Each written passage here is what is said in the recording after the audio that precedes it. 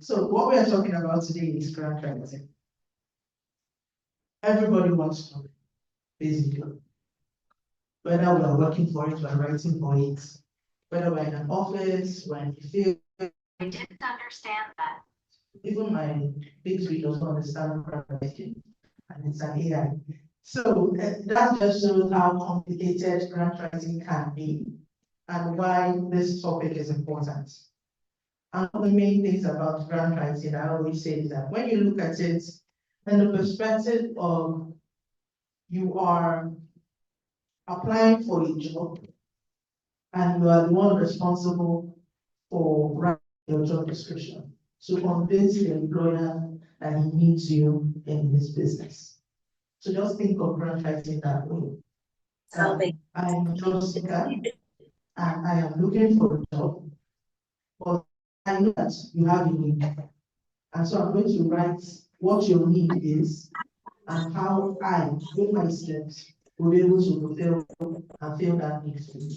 So when you look at it from that perspective, you'll find that the grant writing is understanding what the formula requires. You are related. How will I say it? Okay, so the key to, sorry, give me 1 minute, so I know where we are. You were expanding. Okay, they will see. Okay. Yeah, that's correct. So basically, it's satisfactory. Right. All right. So the key to grant writing is understanding what the formula wants, and then seeing how you can develop a solution that fits the formula and is part of your own stream as an organization or as a grant writer or as a based on a change maker or policy maker or whatever space you are working in. So now understanding what the funder wants. I know a lot of you know who Bill Gates is, so I won't go too much into what the numerous things he has said. But one thing is very clear about funders. To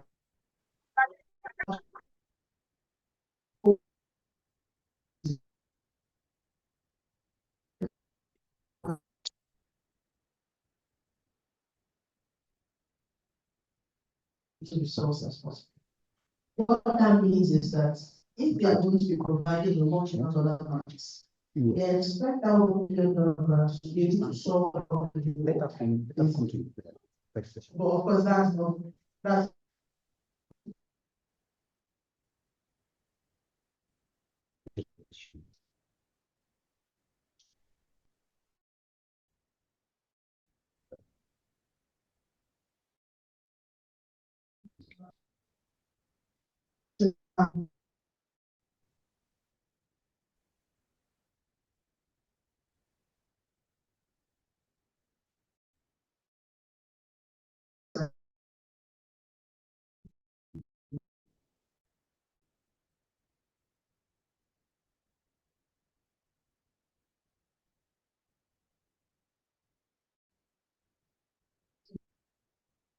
okay.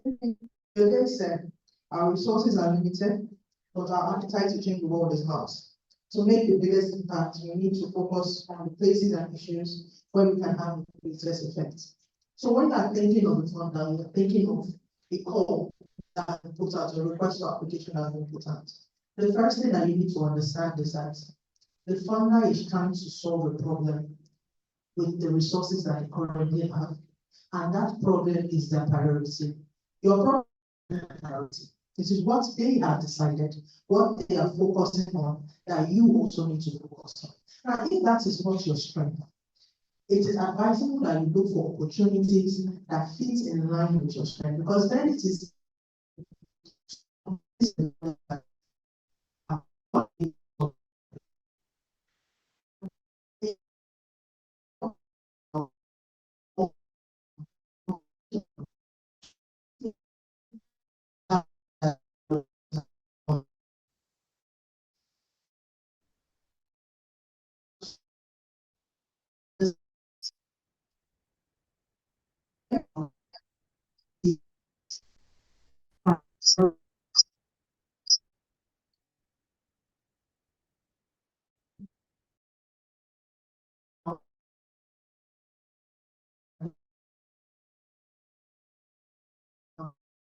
the area that the call has been made for, you will see that there will be detailed information most of the time on what the call wants to solve. Now, it is now your responsibility as someone that is applying for that funding to do further research on the areas that are specific to that funding. Just because you see a call for the projects on gender equality does not mean that any idea that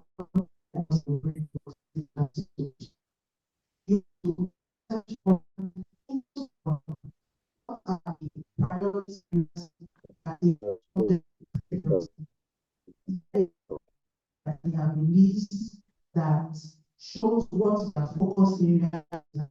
How what organization have they invested in so far? So each of these areas are that you need to do beforehand when you are designing the proposal. Now, this is proposal because when you're getting a grant, you are either responding to a call for proposal or you are responding to an expression of interest, basically. So it is either you have a project that you want, that you designed or you're interested in, and then you are looking for a funder that would be to fund it, or you have a particular area that you work in, and you are looking for a funder with similar interests and can now take your ideas to, so that you are reaching or meeting the goal or the expectations of the funder, as well as hitting your own targets. It is also very important that you have your own targets because you can't do everything. You can't be in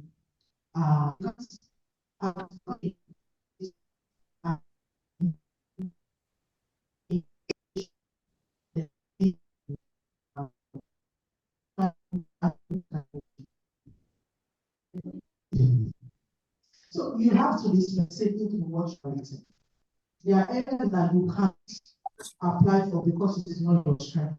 You have organizations that everything that they do is digital. When it comes to they have wealth of history of experience in education, working at grassroots, at policy level, at state level on issues of education. You have organizations that work across the spectrum of healthcare. You have organizations that work across the spectrum of healthcare. So depending on what you focus and strength is, or grant writing, tailor your proposal to fit that area and to respond to calls in that area. Now, it may be that you are multi-talented. I think I'm very multi-talented, I'm very but you cannot have history in everything. So always go for something that you know you have the best chance, you have a lot of experience, especially when it has to do with a lot of funding that is highly competitive. For instance, you have USGEAA opportunities, so that there are DIV grants. There are highly competitive grants. There are multi-stage grants. In other words, you can apply for grants when you are just thinking of an idea or when you have an established idea that you want to scale up. So depending on the area of your focus and the area that you are skilled in, you can apply for such grants. Okay, please, if you have any question, you can just let me know. I can pause and then. But we also have a question on Q&A session at the end of the presentation. So you can ask more questions. So I want to talk about concept notes. Your concept notes basically is the idea of the proposal. It is what responds to the call for application or the request for application that you have found. Probably someone has sent you a grant opportunity that an organization, let's just use the US Embassy annual call for application that we release every year. So now it has come out and they have listed 3 priority areas, 3 thematic areas that they are looking for innovation and interventions on them. Now your concept is what defines your response to that call for proposal. And the concept note has to respond totally to what has been requested. Now, in developing a concept note, there are 5 key areas to focus on. The first is your problem statement. Now, the problem statement is extremely important because it builds the foundation of why your intervention or why your solution is going to work. We can say now that my solution is a tire. But if I have not laid the foundation to show that motors or cars or vehicles are just everywhere without tires so they cannot move. And that is why me as a producer of tire, I am solving that solution. If that problem has not been stated clearly, it's going to be very difficult for your funder to understand why they should give you their money. And when you are building your problem statement, you need to first understand what the problem is, what you've done so far, why it is not working, and what opportunities exist within the space of what has been done and what needs to be done that you are plugging in. I'm going to say it again. You need to understand what has been done. You need to understand gaps that exist between what has been done and what needs to be done so that your solution can fill that gap. Now, it is that point that you need to show in your problem statement. Because if you do not show what gap your solution is plugging, it is going to be very difficult for the person that is reading your proposal to understand why your solution is important. Now, the next is your goals and objectives. How many people know what SMART goals are? Do you all know what SMART goals are? Okay, can someone put that forward? I just wrote it there and then I realized I can't remember what it is.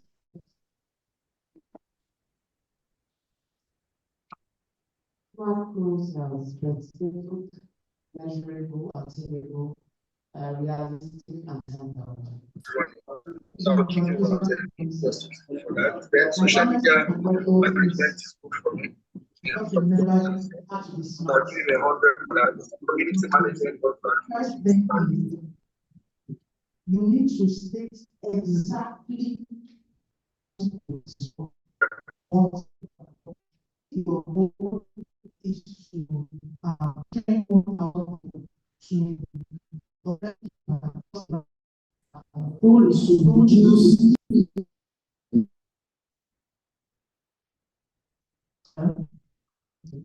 the goal is to reduce in Agbara community by 60%. That is a very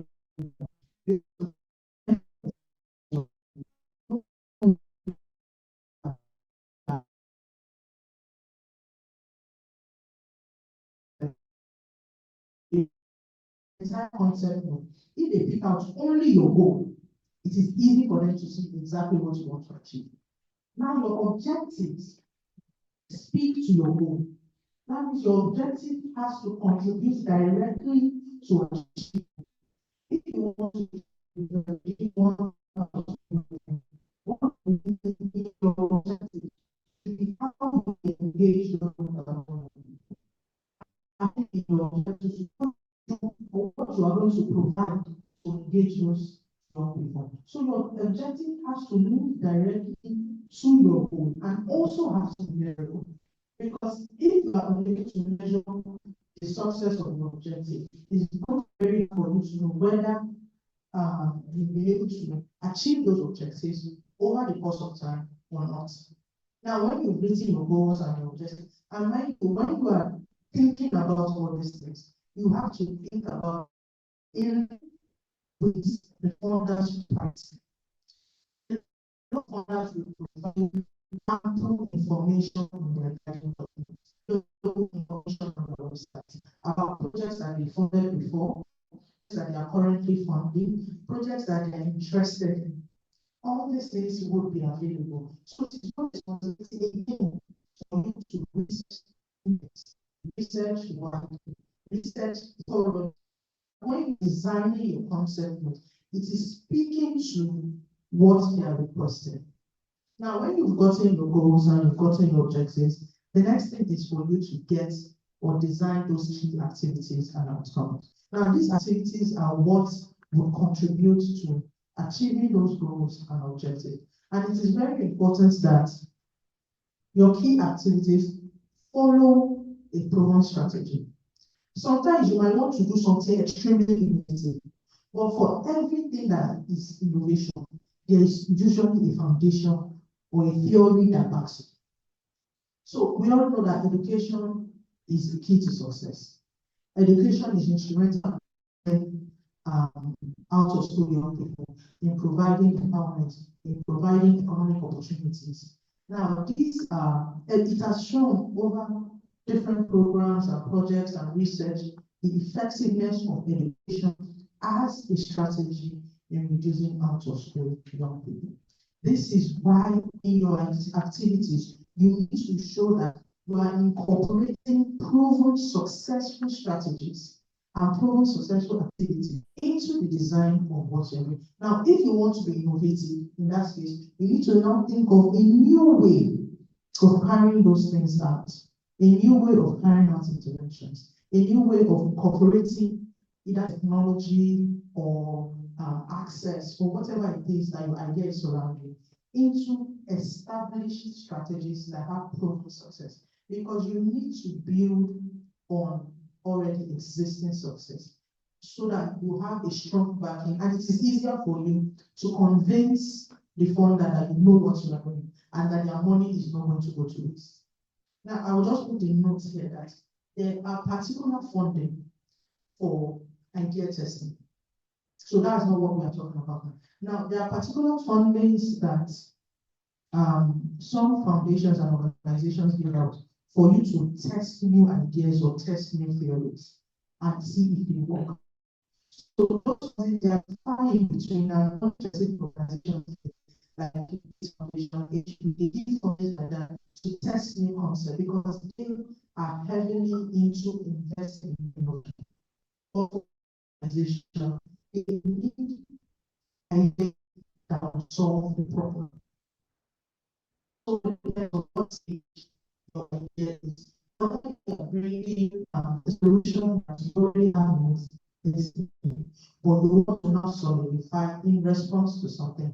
It depends on that. That's why I say it is very important that you read up on that request for proposal because you get the instruction on what you are doing from it. Whether they're asking you for this or they're asking you to prove an idea that you already have, or they're asking you to scale in an idea that you're working with or a strategy that you're working with, you'll find that in the proposal. And then the next thing, the concept is your monitoring, evaluation, and learning.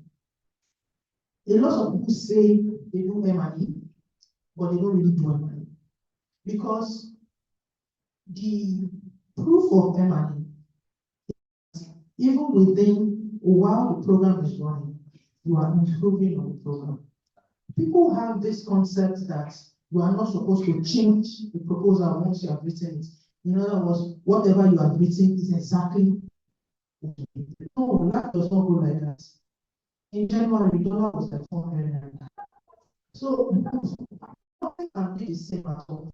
It is not a responsibility to have included people to learn from all these changes and monitor how your program is going and say, oh, we've been implementing this program for 3 months. Now we want to bring together our stakeholders. We want to bring together our beneficiaries. We want to let's look at what we've done so far. Let's look at how far we've gone. Have things changed? Are we still on track? Has the economy shifted the focus of the project? Slight digression. I don't know how many people remember COVID period. COVID period messed up programs, like completely. We had a project running across Southwest Nigeria during COVID. And when COVID hits, we had to shut down, but we had to stop the project. Now, I don't know how many people still remember that when we were doing COVID, we were still doing Occupy at the same time. So we had to, what saved us is that we had already incorporated monitoring in our project. By the time we brought our stakeholders together and we said, this is what is happening. What can we do? It was easier for us to chart a new way to adjust to the current situation. But if that was not enough, now we'll be designing a new project from beginning again because the situation would have changed.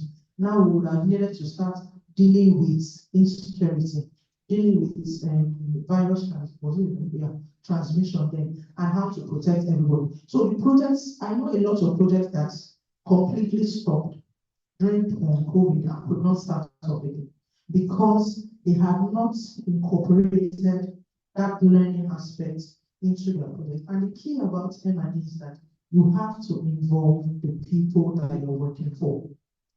Four that I am talking about is your beneficiaries and your stakeholders, not just the funder.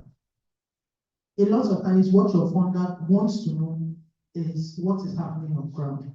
They are not trying to question you and say that you are doing the wrong thing, you are doing the right thing, but they just need to have that constant information if things are going according to plan.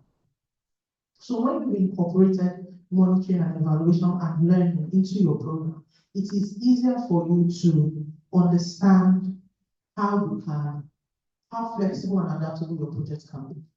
And why I put it then before budget and after activities that M&E has its own activities.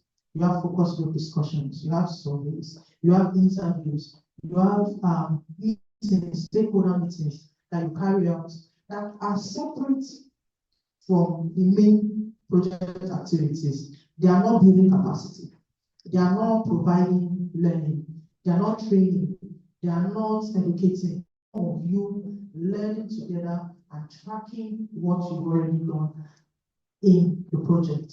So in your concept notes, you have to put in remembrance that you have to make allowance for monitoring, evaluation, and learning in your project. And then the last part is your budget. Please and please, if there is a budget guideline, follow it. Don't use your head.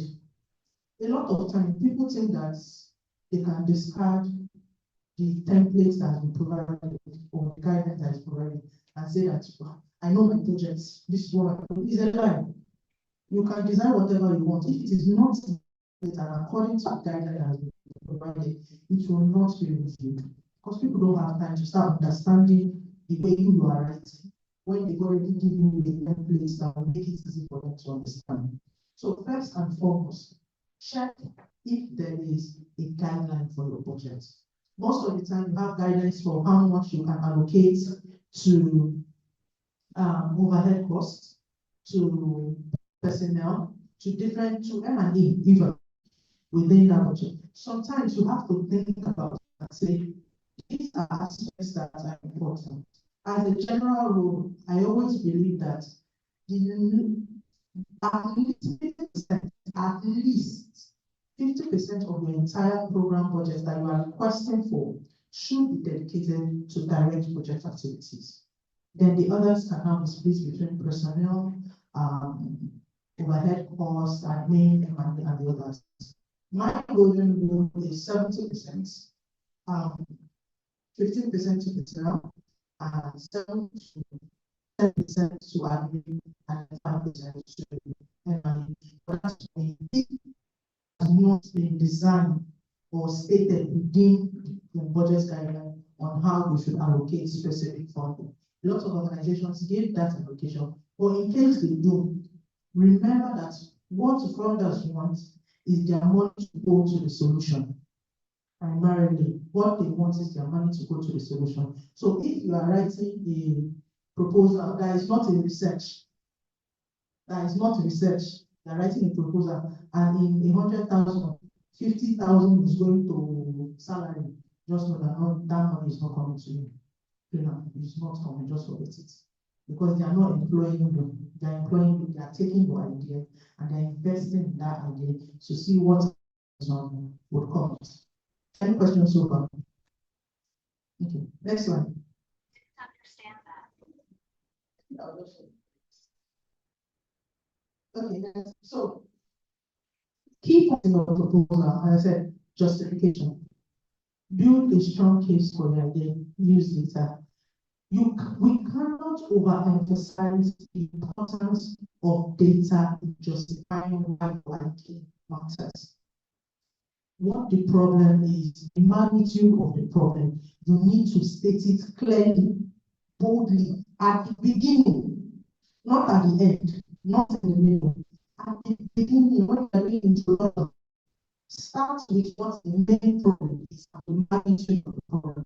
Because we need them to remember that this is serious. In the population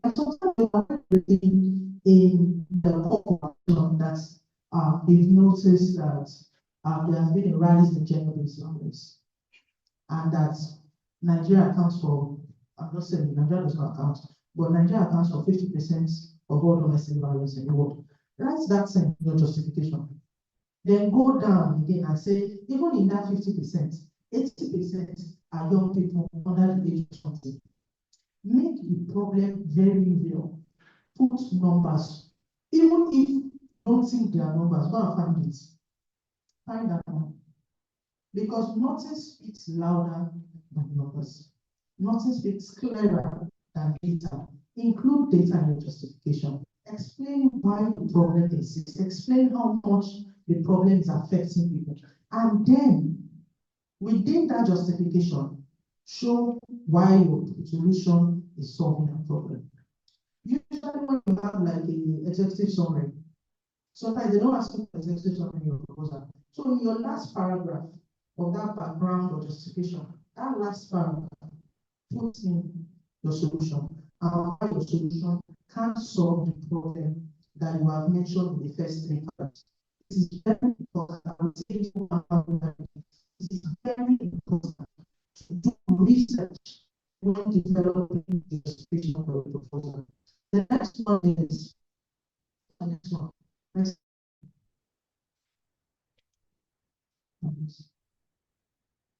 Okay, proposal structure.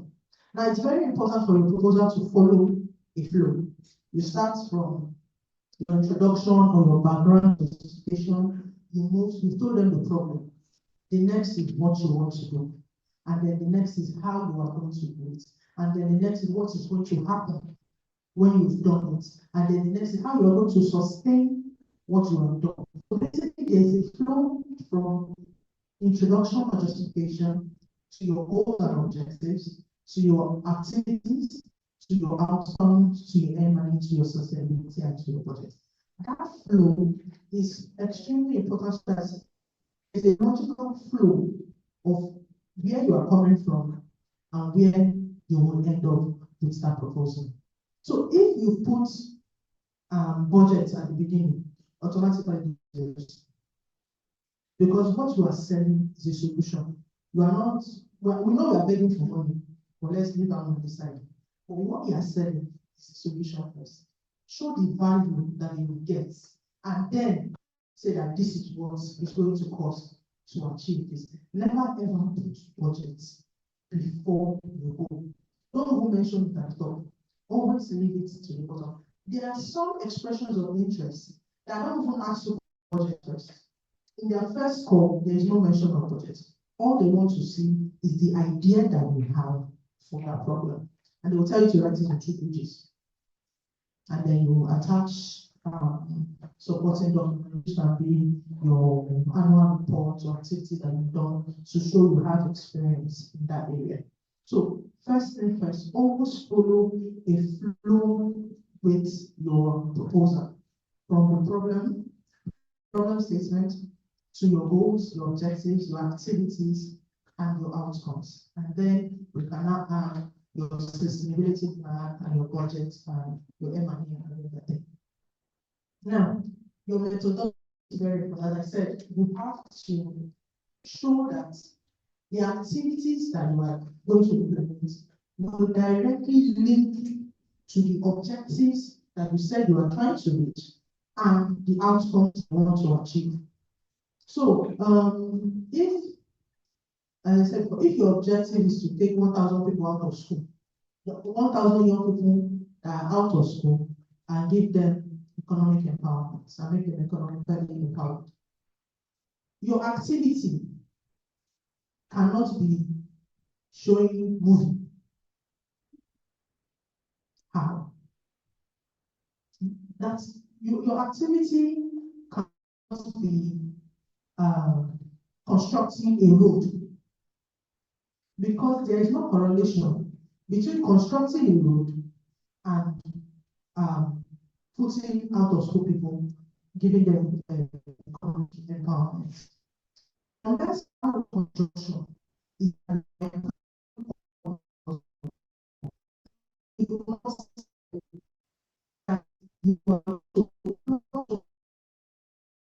so that they will earn an income in that road construction. Nobody is going to help you take it. They are not going to automatically assume that it's the young people that you are going to employ. Nobody is going to assume that. And that way, there's going to be a dispute between what you say you want to achieve and what you say you want to do. And that is where most of the assessments in a proposal go to. They want to see how you are going to achieve what you are saying you achieve. And then in your methodology, it is always important to understand the community or the group that you're going to work with. I always recommend that conduct a needs assessment. It doesn't have to be a very big assessment. Needs assessment basically shows you what the current state is, so that you understand exactly how to position your solution within that community. Let me give you an example. Let's say your program, there's a call for a grant to support water sanitation and hygiene projects. Now, you have specialty or experience in doing wash projects. And that's basically what you do. Now, you want to go into the community. The first thing you need to do is speak with that community and understand what their wash issues are. In your mind, you want to do more. In your mind, you want to do more. But you can go to a community and they tell you that the problem is not that they don't have water. They will tell you that the problem is that the water is polluted. So no matter how deep they dig, the water is not clean. So at that point, your solution cannot be more bold. You have to be able to fix that problem. That is why needs assessment is important. Because you can be spending money doing the wrong thing in the community. You can be doing the right thing for the wrong problem. And it's just a waste of resources. So when you have learned by interacting with them that, oh, the problem actually is that no matter how you dig the borehole, the water is always coming out polluted. You know that what you are looking for is water purification, not digging more borehole. So that helps you in adjusting your program, adjusting your design, so that it solves the issue. Because at the end of the day, you are solving problems. It is not just it, because if all we wanted to do was make money, we would go and work in bank or oil company, and then we will make our money and be going like that, and we'll be fine. But we want to create a better future for the next generation and the next generation. That is why we do what we do.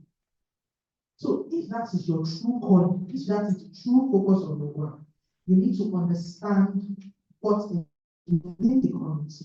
And that means that it also helps you to understand the resources that already exist. Sometimes a community might have space that to spend money on hall. Then you can move that funding to reaching more people instead. And that will be the community's own contribution to the program. But if you don't go into the community to assess what they have, it's very difficult to plan and implement properly. So your methodology is key in ensuring that you are showing that you can do what you said you can do. Whether you are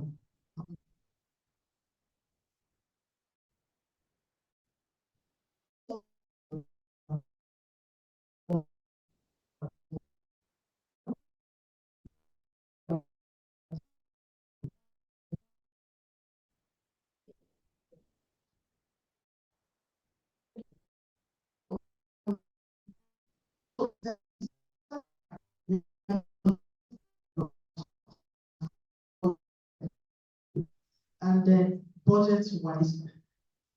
I have had a situation where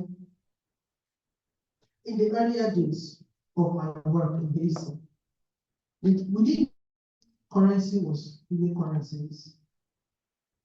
Okay. We didn't know currency as in that fluctuation was like this. Then it was relatively stable. So like what you ask for is really what you're spending.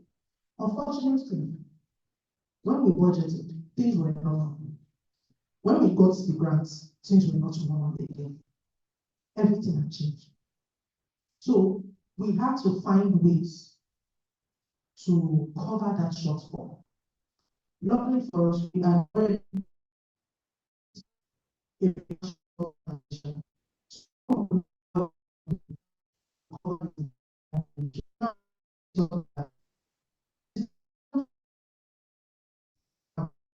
organization. And think about grants and think about what you need. Sometimes it is advisable for you to build in an estimation to cover any gap in inflation. Last month, what can I say? 2 months, last month, light was, by air was 67 naira. This is the next problem.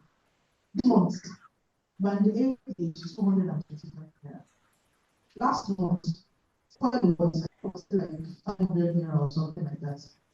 This month, what is 1,150 naira? What this is that the cost of venue has tripled. If your project is capacity building intensive and you'll be training a lot of people at different points in time, and you are going to be paying for venue, if you have budgeted 100,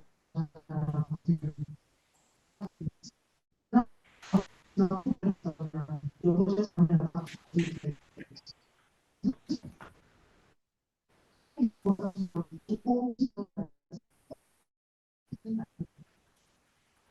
ensure that things that are cost drivers are not things that are easily influenced by market.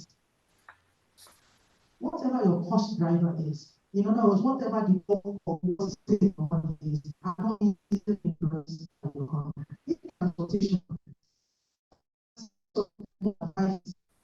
economy. If transportation, insurgency again, transportation is going to triple. Your budget is going to triple. But if you have already moved your budgeting to the core areas of your implementation, whether it's designing curriculums or creating spaces, digital spaces, things that are not directly linked to the economy, it is easier for you to have that buffer in your budget that if change, it doesn't affect it so much. So sometimes you can be lucky that your grant comes in foreign currency. That change can kind of offset sometimes you are not. So it's always important that when you are budgeting, take account of what you are budgeting for. What are those activities? Because the person reviewing your grants has also heard the Nigerian economy. And they know that sometimes things may not go according to plan. So think in that way. How do I make sure that I do not put 50% of my budget in paying the project manager? And I do not put 30% of my budget in buying food. So you have to allocate appropriately the different funding to your budget and make sure it's realistic.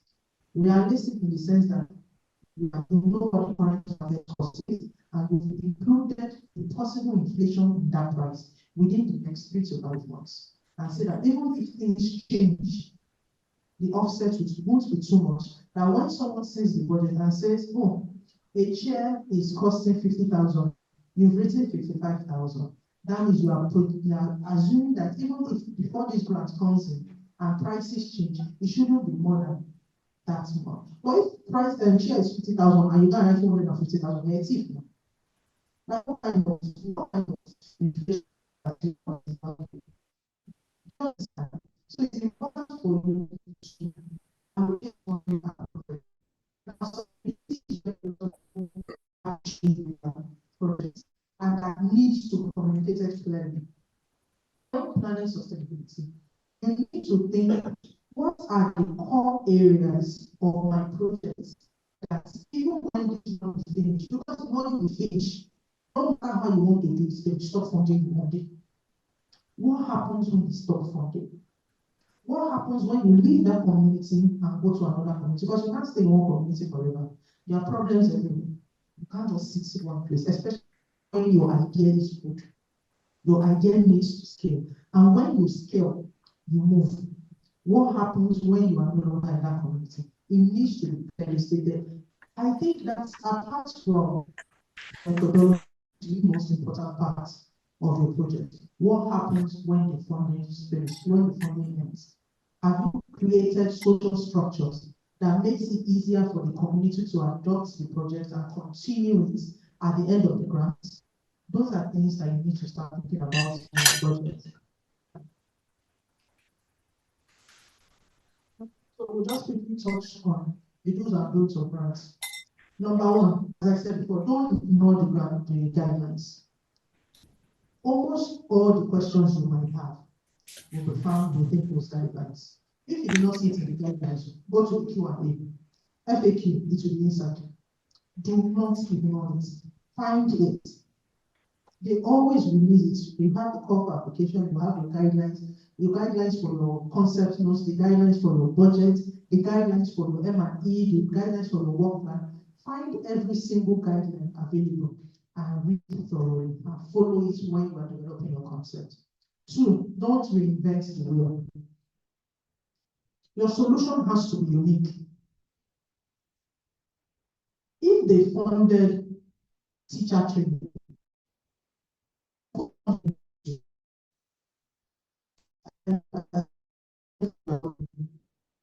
teacher training is what would they do again to do teacher training? You have to bring something unique and innovative if you still do teacher training. Maybe your own teacher training is now going to be virtual, or that it is incorporated into the system such that at every point in time, the teachers get a notification and they just go to a CBT center and they take the test for 1 hour, get another certification and come back. But you need to find something unique and innovative for your solution. You cannot keep doing the same thing over and over again. You will not be treated down. A lot of times, grants is reviewed by multiple people. If you are extremely technical, for grants that does not require that level of technicality, nobody will understand what you are saying. No matter how good your idea is. If you are using big grammar, if they don't understand, they don't understand. And they will call you to say, please, what is the meaning of this? So your proposal has to be able to speak for itself and speak as clearly as possible. Even in research documents and research proposal, it has to follow a simple, clear guideline narrative, no jargon. Because at the end of the day, the person that may be giving the final score or the final remark or the final evaluation might not be in your field, might not understand the meaning of whatever it is. Do you understand? As when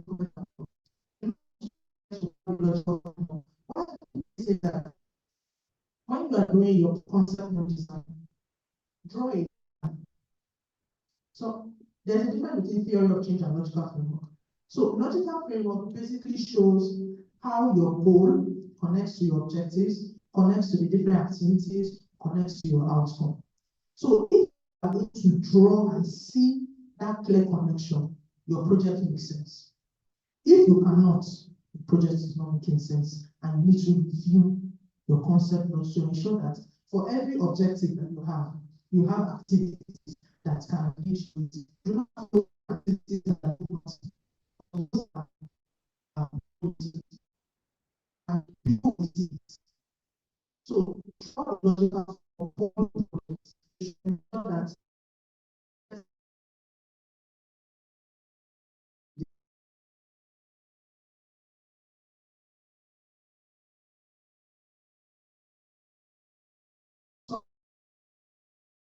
this is 1 million. If you want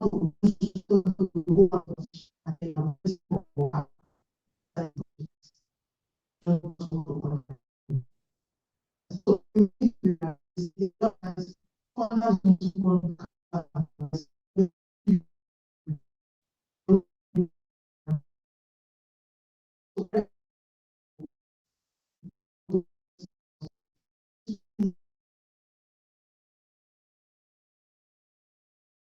End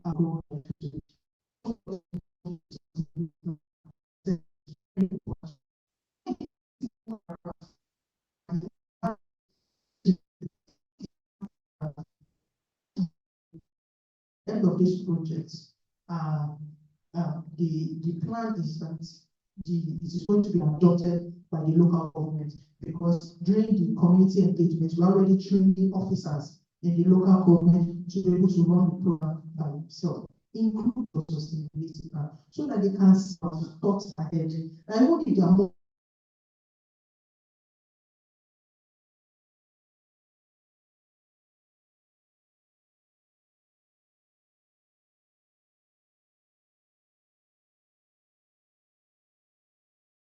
I know I've done the call for application. That's when I will see that I'm supposed to have reference. The project is going to take me 6 hours to do. I'm supposed to do this, and I'll just look at the session of the analysis. I can't keep myself. And then I'm knocking myself on the grant. Now, because I don't have enough time, I won't be able to do a thorough research. I won't be able to put in the right kind of methodology or theory within my explanations to show why the project counts. But if you had 3 weeks before the end of the call for the application, you have time to read up on the organization, understand where they are coming from, understand their strategy, understand and design that concept to fit what they want, rather than just throwing the projects that you have at them and saying that they fund this thing. If they don't want to fund, they will not fund. And then you'll be saying that, oh, you don't know nobody's funding it, because you are writing for yourself, you're not writing for the funder. Thank you.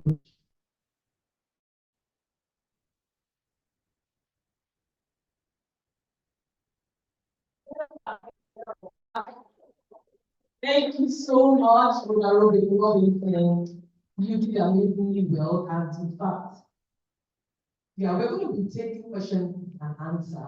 That is after everybody delivered their right? Okay, so since she wants to go, maybe I should just give like 5 minutes for question and answers for Rhoda. So if you have questions and answers concerning writing proposal for non-profit, I would like us to please signify so I can pass the mic to you. Is there anybody with questions? Is there anyone who has questions? Okay, thank you. Thank you so much for the enlightening session. My own thing is that you have a case note of grants you are waiting for. I have this thing that you have outlined, so we can look at that, look at this, look at this, look at this, so that you help us whenever we are writing the grants. Thank you. So for this presentation, I did not include because of the time. Share something that has actually won a grant, so you know that this is something that works, rather than just sharing. Because all the time people will just share you templates. I've seen templates before. I can even design templates for you if it's that one. But it won a grant that has actually won something.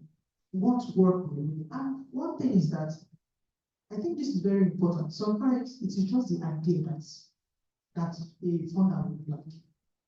And then they will help you to redesign your proposal so it speaks better to what they want and what you want to achieve. So I'll find one that has won a grant or has already share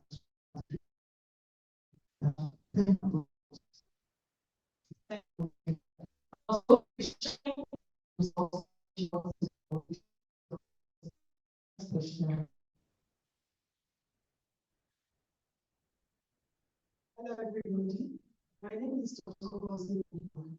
So, Rhoda, thank you so much for this.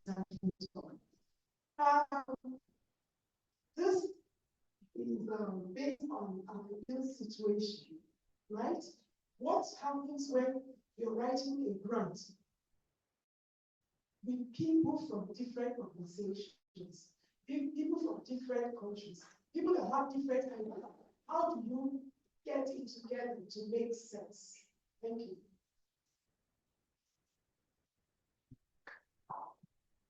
Always have a brainstorming session. before you start to meet and discuss the problem. Strength. There are some organizations that are strength in research. There are organizations that are strength is community engagement. There are some organizations that are strengths are policy. Talk about your strengths, talk about the problem, and then decide what the solution can be. Sometimes you might have the solution, like the intervention that is going to be designed, it's your intervention, and then you need partners to work with it. Now, partners that have different strengths that you don't have, and then meet and discuss. If you do not discuss it first, you are just going to have varied contribution that you collect. But once everybody understands the project, understands what you are trying to achieve, it is easier for them that when they write their parts, it connects to the entire goal. But if you don't meet and you just send documents, that document will come back out to you. As simple as that. Thank you. That answers the question, right? So anybody else with questions? Okay. Good afternoon. Yeah, my question, thank you, Rhoda, for the very insightful. My question is because I happen to work for the foundation, and I realized from the projects that we've done, like the budgets, like I have to, like, I'm always calling the founder, who is the financier, like, okay, this money is not enough. We need to send more, we need to do this, that needs. So, like when you are, like when you get grants from like international bodies and all, you can't call them and say, okay, this is not enough for this, we need to do that. So like for the budgeting, is there like maybe a framework or like, is there like a guideline to follow so that you don't put yourself in that position where you need to like call for more? Thank you. I want to correct something. Most people think that you can actually call your funders when your money is not doing what your money is supposed to do. You can. I'm not sure this for all grants, but most of the grants that I manage, there is always a percentage change that you can have within your budget line. Now, if you are experienced with budget, you know that you have your itemized budgets, right? Each line has a particular amount that has been allocated to it. If it's for maybe like capacity building, you have your detailed line item expenses and then you have a total budget for that capacity building. A lot of times you can increase or spend more than that amount by up to 20% without asking for approval. And then that funding can come from another line item budget. But if you notice that things have changed drastically, speak to your grant manager. They are human beings. A lot of times you do not remember that it is not a computer behind that money. They are human. They understand what happens. Speak to them and say, things have changed. We cannot expect to buy this thing for the amount that we have quoted it in the first place. They will tell you that, okay, they understand. You will now have to go through what you call a budget reallocation, such that you redo your budget. And it is very important that you do this. You speak to them before you touch your budgets. Speak to them and say that this is what is happening.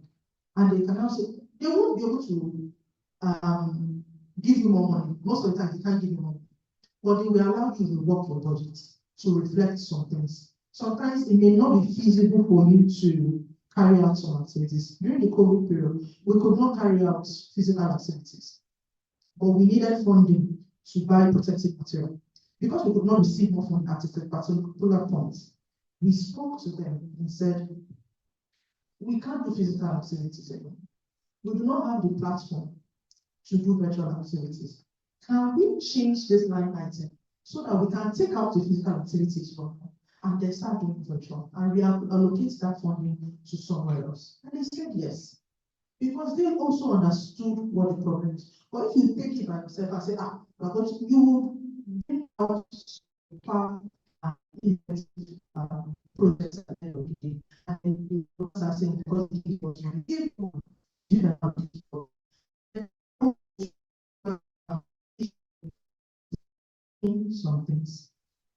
in your budget, you have what's like, yeah, an indirect part, like a cost for indirect. It's usually about 7% for most organizations. For most US organizations and US funding, it's about 10% depending on if you already have an arrangement with the funding body. But usually between 7% and 10%. That funding, you can use it to offset some costs with the budget.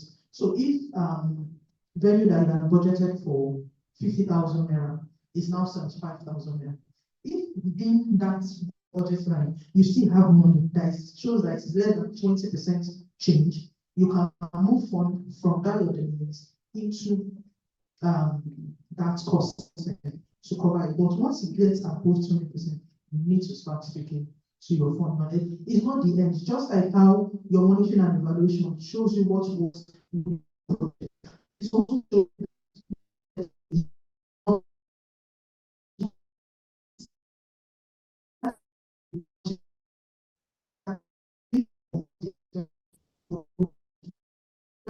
actual expense. You have to this is what you actually spend, or this is what you actually invoices are. How that's good. Thank you so much, Rhoda. I guess that's all about questions for session. Thank you so much. This session really acknowledge that we are doing the thank you for that relationship. So let me go ahead our next presentation, the second presentation, is going to be on grants writing for business, that's for profit. And we're going to be inviting Mariam. She is the Chief Executive Officer of Greenhill Recycling Limited. But before she comes up, to the front, I'm going to be reading a short bio. I've not met her before, but this first time I was seeing her, she looks like a small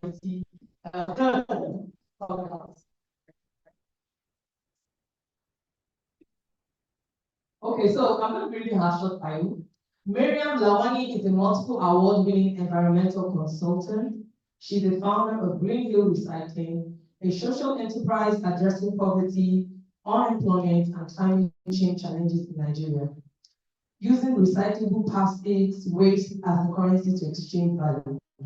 An alumnus of the United States Department Program, Academy for Women Entrepreneurs, Sherry Blair Foundation for Women Alumnus, United States Harrington Youth Alumnus, Faith Foundation Alumnus, amongst others. Mariam continues to lead social and environmental impact interventions focused on mitigating health risks in indigent communities. With almost 7 years experience as an active recycler, her work are far-reaching and have enjoyed attention from both national and global media publications, such as CNN, Lioness of Africa, Empower Africa, amongst others. She has been featured as a trailblazer and eco-champion and chainmaker, keenly passionate about sustainable development, skills and talent development, youth empowerment, community and corporate impact engagements. She continues to speak on platforms that motivate and inspire women, children and youth, environmental stewards and role models. Mariam holds an MBA from the African Leadership University School of Business and several qualifying certificates in social entrepreneurship from the Pan-Atlantic University, Lagos Business School. She's an awardee of the top 10 conservation leaders in Africa, Woman of the Year 2021, the Royal African Young Leadership Forum Award 2022, and more. She's an executive member of several professional organizations, including the Lagos Recyclers Association and the Recyclers Association Nigeria. So let's welcome forward Mariam Lawani, the Chief Executive Officer of Greenhill Recycling.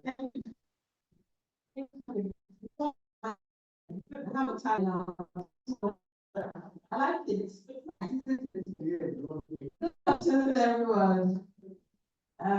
Thank you for the opportunity to be here to share what has worked for us at Greenhill Recycling.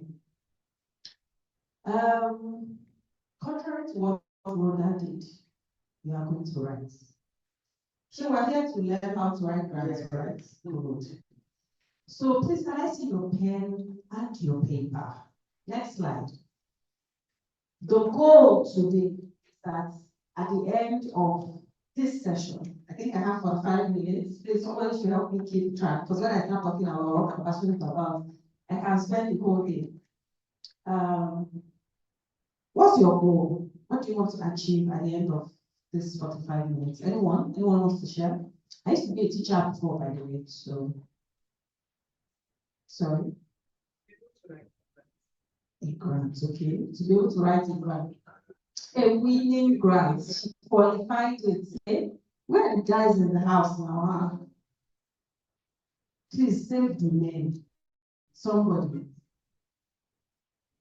The men do not have a goal.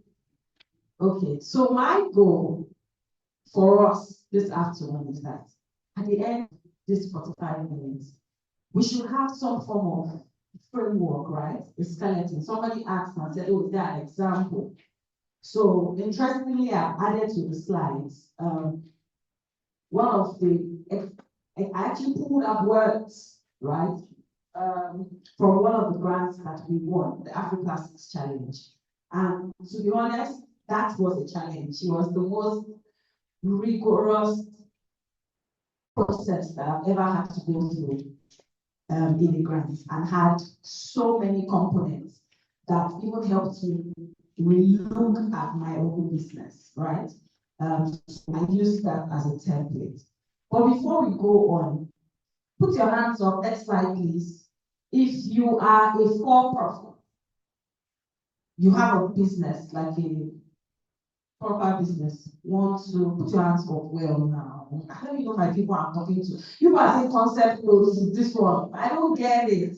So let's speak our language. Fantastic. Okay. Put your hand up if you have a registered business. Okay, beautiful. If your project is still in an idea phase, put your hands up. It's still an idea. It's doing like this, like river is flowing. You have won a grant before. Put your hand up. Okay, okay. You have been rejected. You wrote and they said no. Fantastic. I'll put my hand up too. I have won. I've been rejected so many times. You have been rejected, but they provided feedback. Beautiful. How useful that is. You have never applied to grants. You just want to come and learn. Oh, nice. Never. Oh, wow. Okay. Okay. We're in the right company. You own a business. I remember the hands I saw for business owners. You own a business and you receive payments for your business with your personal account. Don't lie, God is watching you. Oh, wow. Fantastic. Clap for yourself, Paul. Clap for yourself. Clap for yourself very well. Good. You have audited accounts at the end of the financial year. He's looking at God. Nobody.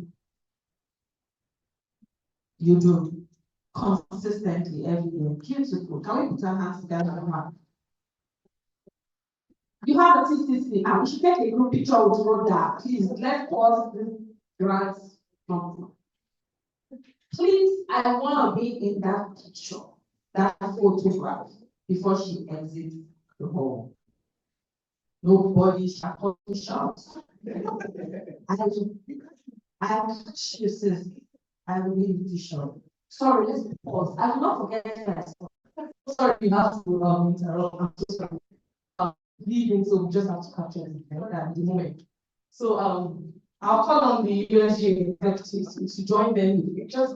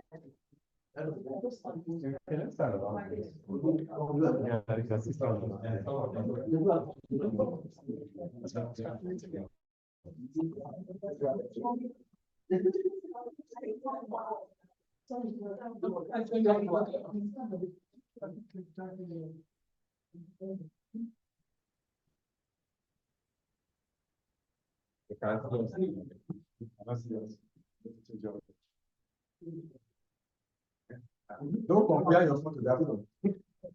But the one you actually need the lens. It's kind of smart. Can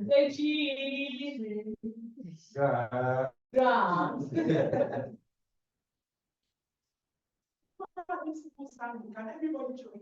Yeah.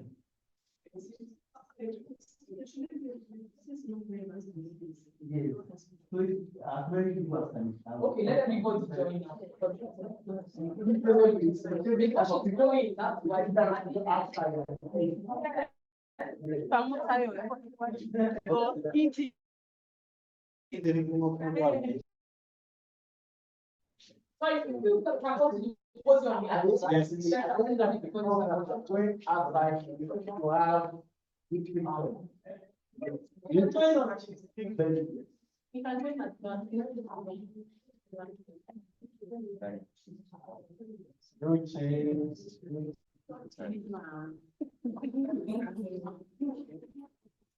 If you still want to win, down.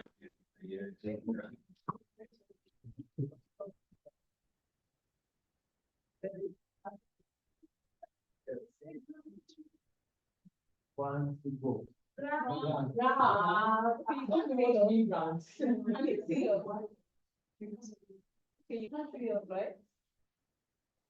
You don't. Thank you very much. Thank you very much. Thank you. Sorry.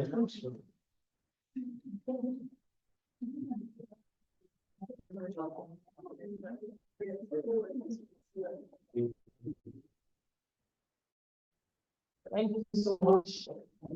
Thank you.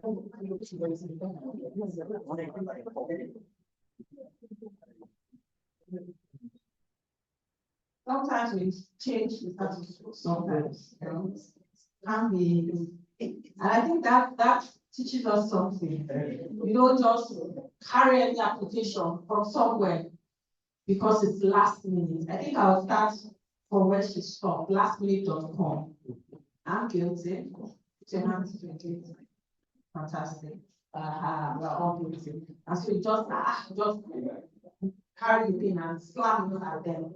And then you wonder, same people getting grants. Have you heard that talk before? It's the same set of people getting grants. They won last year, they are winning again. What are they winning again? What about us? Are we not doing the same thing? Find out. You have a TCC, you know what the TCC is. Sorry? And finally, you have to.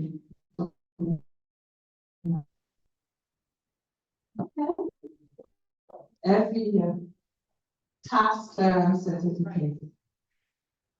Okay, you have it, and you get it consistently every year, not one from 50. You will just buy this critical, right? So, it's amazing how God exposes us to different angles and areas. She has done the framework, the groundwork.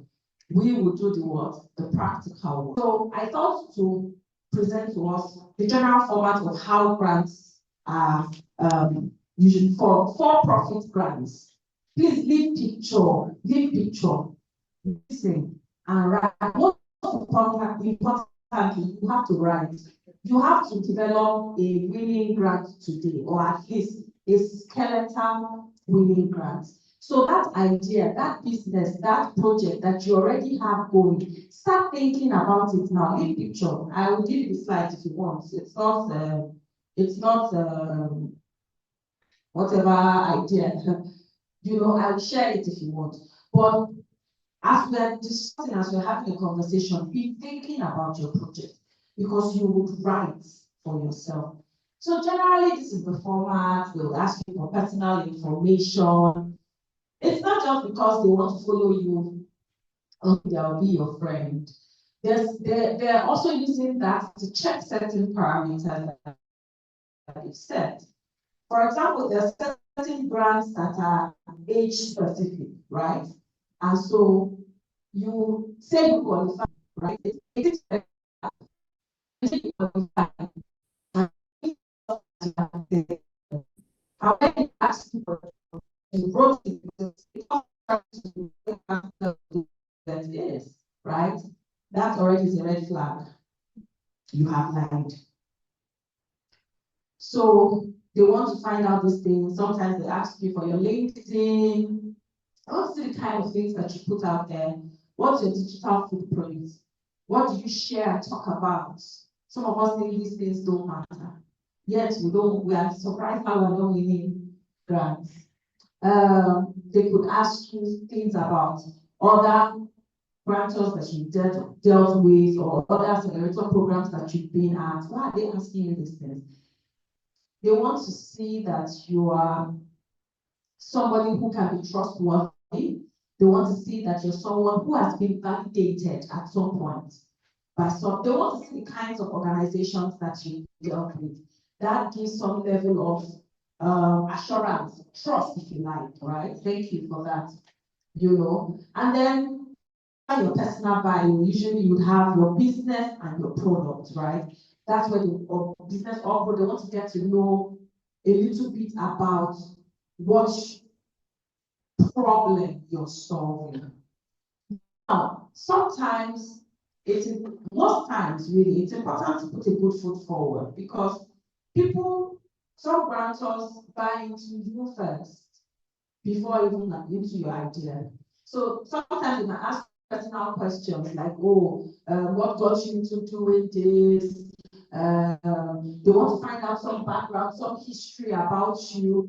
All of that is to understand your personality. They want to see they want to see if you have certain traits. They want to see if you have integrity. They want to see if you're actually passionate about what you say you're passionate about, or you're just a granted perennial. We have them plenty. Do you see? So you need to take note of that. And then when you're talking about your business, your product, they want to understand that you have a problem, a genuine problem. Like Rhoda said, grantors are putting out their hard earned to solve problems, not necessarily because they like your face or they like the sound of your organization, Greenhill. Who cares about the hill that is green? What is the problem that you're solving? So this is basically what you understand. This is basically how you do that.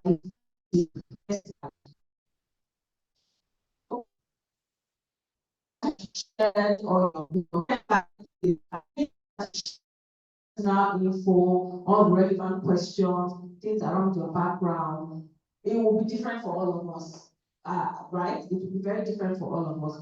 But you see, it's important to tell a story, even when you're sharing about yourself. You want to make those connections. What prompted you to get into where you are at? What did you do before? How does that influence? How did that influence? How then transition?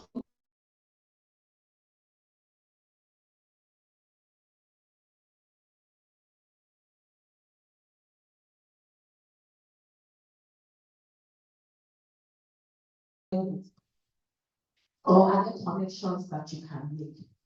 So next slide, I think I talked about this. Next slide. So let's dive into the business properly. I think it's important.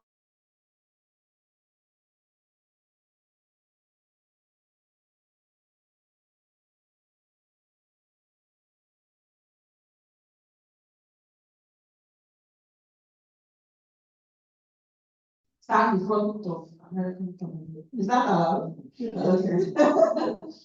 Take a proper picture. Network with people. Talk about this event you came for today. That's why leave the slides. Start thinking. Write about this event. You can write it in your own English, from your heart, and then give ChatGPT to help you to refine it. Write it from your heart first. Just tell ChatGPT to help you correct grammar, sentence, and put it there. Start with this project, with this event today, and start putting out quality content. Start talking about things that you're passionate about, because they go and check these things. They're not just asking for asking sake. And we want to see the kind of person. If you are going on LinkedIn and you're commenting about somebody's new wedding that just happened, people do that. People use their business tools to comment on issues that are trending in the society. Someone's wedding, oh yes, I've seen some of those, which is Ninja or something, those pages. It's a no-no. That immediately is a red flag. So there has to be a clear distinction. Thank you. So business and product, what's the scale? I think Rhoda mentioned that across whether you're for profit or a non-profit. Do you understand your problem? I struggled with this for a long time earlier on in my, because there's something very beautiful about the solution that you have. Do they know how long you have taken to protect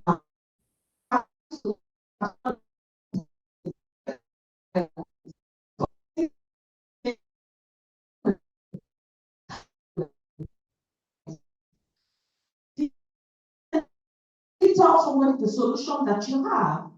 But in business school, I learned the hard way. I think we had like an entire semester on problem. I'm like, what is this? What is this? Dealt with it, people start getting tired. But if you don't understand the depth and scale of the problem that you're trying to solve, then your solution can't fit. You need to look at this problem. How big is it? Is it a global issue? Is it something that is just by my backyard? Is this something that, and that's where the data comes. There's nothing that your sort of information you're trying to look for that you will not get online or by communicating with people. So from a global scale, it depends on how much space you have, for example, because some of these grants are word specific, some are even character specific. So you have this grand vision that is 10 lines of vision. Okay, maybe I don't think everybody has vision that's 10 lines. Let's say 3 lines. But they want you to write your vision in 50 characters, for example. You have to find a way to compress it without losing the information. If I tell you now that I make waste the currency, that's my shortest. If I want to talk about Greenhill recycling, I'll tell you I make waste the currency. And you're trying to think waste currency, money. How can money waste the currency, right? But I've gotten your attention, and then I can now tell you more. So if it's an opportunity where I can expand a little bit, I will. If it's not, then I will use that. So you see, you can't just copy and paste one grant requirement for another. It can't work. So what's the scale of that problem? How big is it? When you look at global scale, you bring it to within Nigeria, then you bring it further in Lagos State, where my pilot is, or where we're starting from. This is now how, you've now narrowed it down. You've talked about it in depth, use data. If they don't trust you, they will trust World Bank. I believe so. If they don't trust you, go and quote, it's free. All of this information is out there and it's free. Go and quote what World Bank is saying, what big organizations, qualified organizations are saying concerning that problem, and put it there as evidence. So make sure you're using verifiable data. They might not trust the MD of Norma, right? But they will trust World Bank. Do you see what I mean? So use sources. Example, the plastic waste generated in Lagos State is expected to increase by 9.6% annually to reach 1.9 million tons by 2025. I'm not the one that said it, it's World Bank. I pull this out from my application. Do you see how clear it is? So you're trying to let them understand that, if I'm not solving problem, there's a problem. I have to be part of people who are solving this problem because it's a big problem, it's a real problem. So spend time talking, it depends on, again, how much what your word count is. But talk about the problem, like you know that it's a problem. Forget that you have a solution. That's what we make a lot of mistakes. We want to quickly talk about our solution. No, you see, even now I'm taking time in this area problem. Talk about the problem properly. Let them see it, let them feel it, let them smell it, let them imagine what would happen if you were not part of solving that. Right? So, I've not moved on. Okay, thank you. And then after you dealt with that, you talk about your solution. So what? Remember, you can't solve the problem of the entire world. You're only talking about it on a global scale to let them know that you know that this problem is a big problem, right? But you can't clearly be solving it at that level. You must bring it home. So now you've brought it home. How are you solving it locally? You want to do it across 36 states, that's fantastic. But what have you done first in Lagos, in Mushin, in Alimosho, where you live, or your direct sphere of influence? You talk about that. Who are solving the problem for? It needs to be clear. When we started as a recycling company, we were focused on people who live in indigent communities, like low-income communities. We still are, but as technology improved, climate consciousness increased, you then see people like, who live in gated estates, more literate people, more tech-savvy people, actually all caring about, their being more sustainability conscious, caring about their waste, So our early adopters, yes, were indigent people that live in indigent communities. But in time, we have found, new demographics. You have to be able to say that. You have to be able to show, and you don't have to do that if that's not your story, right? But I'm saying that you need to be clear for whom you're solving that problem. How does that solution work? What's your business model? How are you making money? Remember, we are for profit, right? How is that solution making money? Because that's what your funder needs to know. That when they give you money, you don't have to depend on them and other funders forever. So what's the model for making money? So basically, these are the things you want to deal with. Example of a solution. We tackle poverty, unemployment, climate change challenges by converting plastic waste into a currency. What does that mean? I can now break it down and tell you that we provide a platform where people can exchange their waste for resources or for cash. You see, it's inside my brain. Do you see? What does it mean to make waste a currency? We give people opportunities to exchange their waste for groceries, to pay for school fees for out-of-school children, cash to remember, you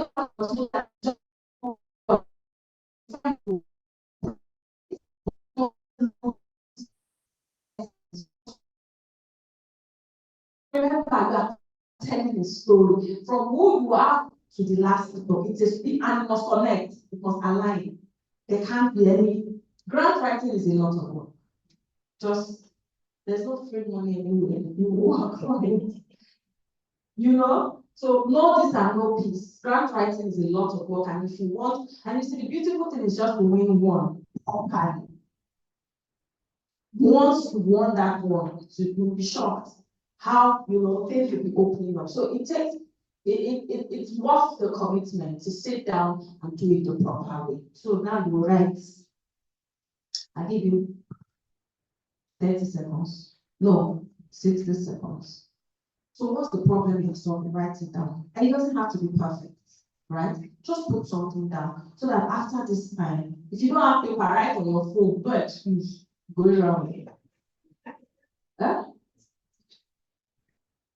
Write it, don't tell me. Write it. What is the problem that you're solving? Write it. Okay, I see the picture.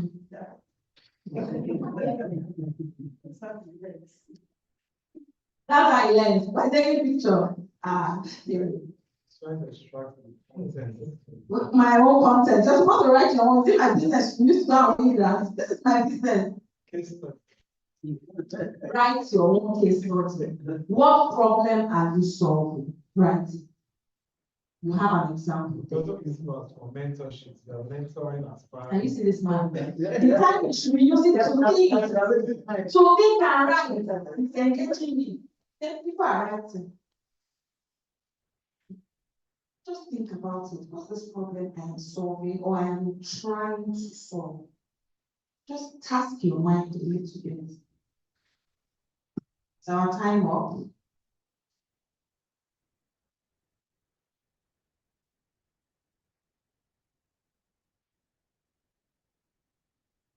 And then how are you solving the problem? Do you have already, because some of us put up our hands as we had businesses, right? And who that put up his hand and had a business, it's all right, you know. I'm picking on you. Yeah. Oh, okay. So we need to speed up. All right, next slide. Okay, next slide, please. So you now look deep into your key customers, right? There's something called a business model canvas, like a one-page that helps you to put all of the things clearly in a way that you can see it.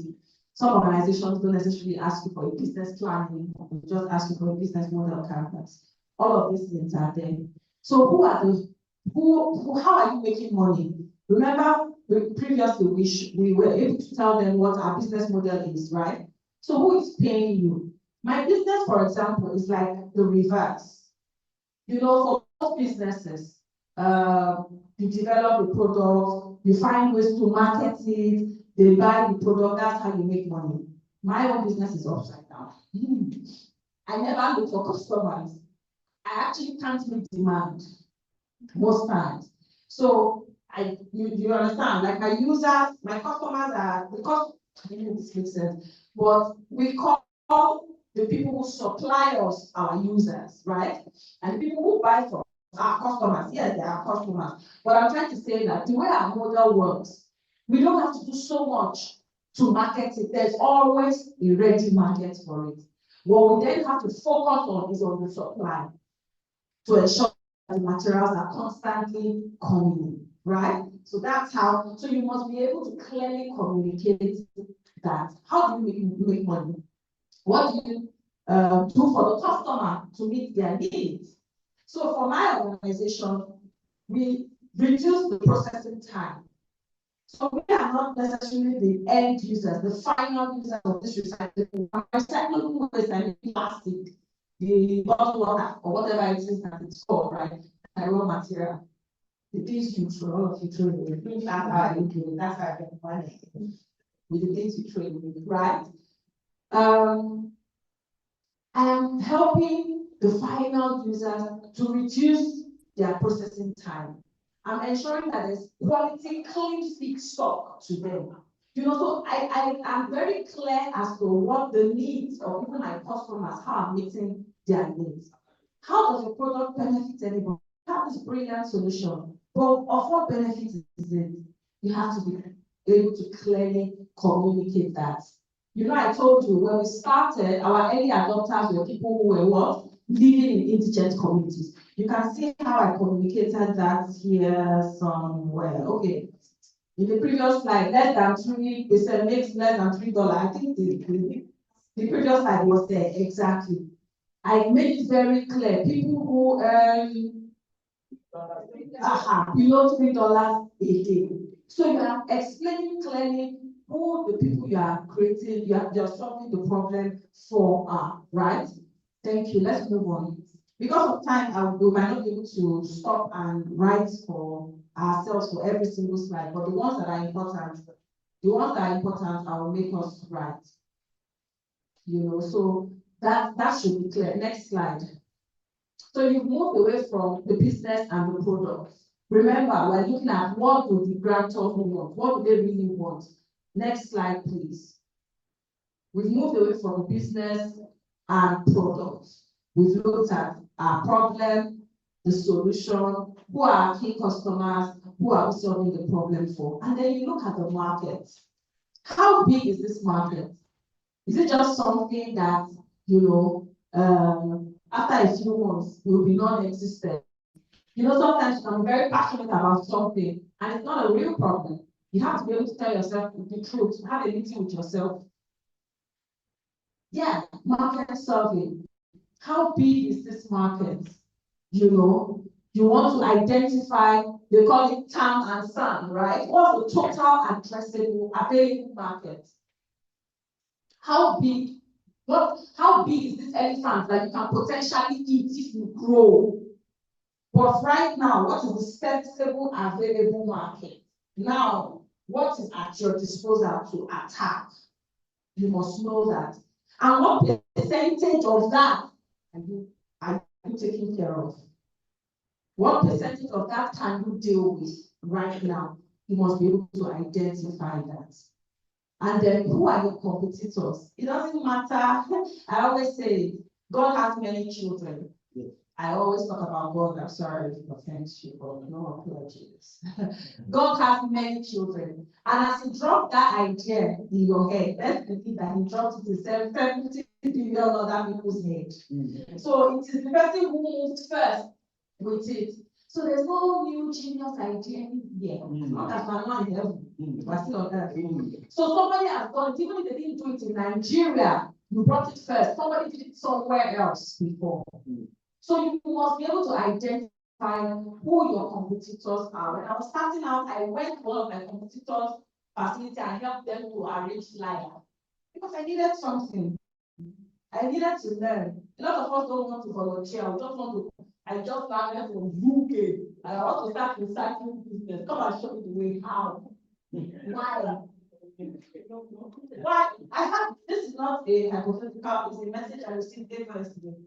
I'm not even joking. Why? So we will see identify who your competitors are. What are your strengths? How are they better than you? There's something you call a competitor analysis. You put all of these things, it shows, it doesn't mean that everything you must be better than them. No, that's even a red flag. You should be able to identify, okay, how are they doing better than me? What are the things that I have? I do that, I'm doing better than them. Sometimes these large organizations, their feedback system, usually, sometimes it's flawed. I realized that earlier when we're still coming on. Because your customers are still small, you are able to respond very quickly to their needs. So that in itself is something that you're doing better than us. And you see on the own Instagram page, you're right, we sent you a message, you not responded in 7 days. There's evidence, you see this thing, right? There's evidence. So that, as little as that is feedback mechanism, it might be something that you do better than your competitor. So identify it and highlight it. Thank you. And then how do you want to scale? You are here now, but you want to get there later. How do you move from here to there? Clearly, what we do is break it down. 3 months, 6 months, in the next 12 months, clearly. So the grantors know that you have thought ahead, right? And then you can show how infusing that funds will help you to achieve that or move faster. But can I just say at this point, never be at a position where you reveal, even if that's the reality, you reveal that without this money, my business is dead. You won't get it. If you go and present to a grantor that, oh, help me, help. If you don't help me, I die. You won't get that money, I promise you. Next slide. Next slide. So we've looked at the market, we've identified, good, what's your impact? This is where there's like a cross, between non-for-profit and for-profit. The fact that you're for-profit and you're making money does not mean that you will not also create impact and be able to clearly communicate it. This is where you can tie to the SDG. Every grantor actually wants to see how you're speaking to one or two or all of the sustainable development goals. I'm sure we all know what SDGs are. If you don't, have to put up your hands. I will not know that you not know. But if you don't, just go and find out after what they do and set what the SDGs are. Right? So you want for Greenhill, we create impact in 3 areas: social, economical, and environmental. So we talk about the social impact we're creating, how we're creating jobs, you know. You tie that to education, how like helping children that are, you know, out of school, using ways to pay their fees. You're tying it to quality education. I think that's SDG 4. Yes. Back on the track. Right. You know, you need to find those links and those relationships. How we're preventing tons and tons of carbon emission into the environment. You must find those links. How you are helping women, okay, that's the one I was looking for. Women who used to earn less than $3, right? So you see, I put it in dollar because the fracture is not. So they need to be able to relate. You can't put 300K, they don't know what 300K is. Do you see what I mean? So you need to, so that's why I say you cannot just copy and paste because you are rushing. Deadline for application is 11:55 p.m. So I will carry the grant for Faith Foundation, slam it on Art Foundation. Sister.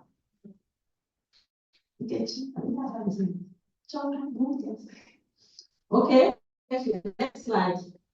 I know my time is on. See, I think when I start talking about what I love, I used to fly fast. So make sure you tie your impact to the sustainable development goals. That's the easiest thing. Just identify the goals, speak to, and find the connections. We have moved fast now. What can I do to you? No, that was one. Oh, she's correct. Okay. Now we're coming to budget. Budget. What is your ask? What is the grant? What's the marks of the grant? Right? Is it a grant that requires that some percentage must come, even for profit grants? There are certain grants that would require that you make some form of contribution. So you want to be clear. Yes, you're creating impact for people, profit, and the planet, right? That's what we say. And the partnership. 4 P's, fantastic. But how are you contributing if that is what is required? If it's not a requirement, how will you spend your money? They look at that critically, they scrutinize it. Like Rhoda said, there are certain limitations or restrictions. They'll clearly tell you, you can't use this money to buy equipment, for example, or you can't use it to do this, or you can't use it to do that. So if you don't pay attention to all of that, and then you go and include that in your budget line, then of course, you're not getting the grant. And then please, don't make the mistake of saying in your first year you will be profitable. How? Be realistic. You see, I put an example of like a 3 to 5 year profit and loss statement. You want to show what to cost you, your cost of goods, what your revenue is, and then by what time will you actually start what? Making profit? Remember, it's not just their grants. You're building a sustainable business. That fund is just to help you to boost, thank you. Lean on me, don't say fund and press me down. They are just helping you to lean small. Don't fall and press them, and so you need to be clear. The mistake we make is that we just focus on the grant. You put the grant, you're not going to make money out of it. You're going to run your business and you're going to have revenue. So you should be able to clearly state those. So please, how will you stay sustainable? I think she mentioned it, sustainability after the grant. Remember, I told you, don't make it seem as if, if you don't give me this money, that's the end of my business. You also need to show them, how will your business continue? They've helped you launch into a certain path. How will you continue after that? And guess what? You will attract more grants. That's the beautiful thing. Because once you've gotten access to one, and you can show that evidence, and you did the work, you will attract more grants. But you must be able to tell them, even if you don't attract more grants, how will your business continue to run on it? pay close attention to the requirements of the fund. Don't go and put something on the budget line that the fund has clearly stated that they're not using that money for. Already, it's a no-no. I hope you know that these days, sometimes they use AI to, nobody has time to sit down and be reading. You've not seen that they want 5 people, 50 million.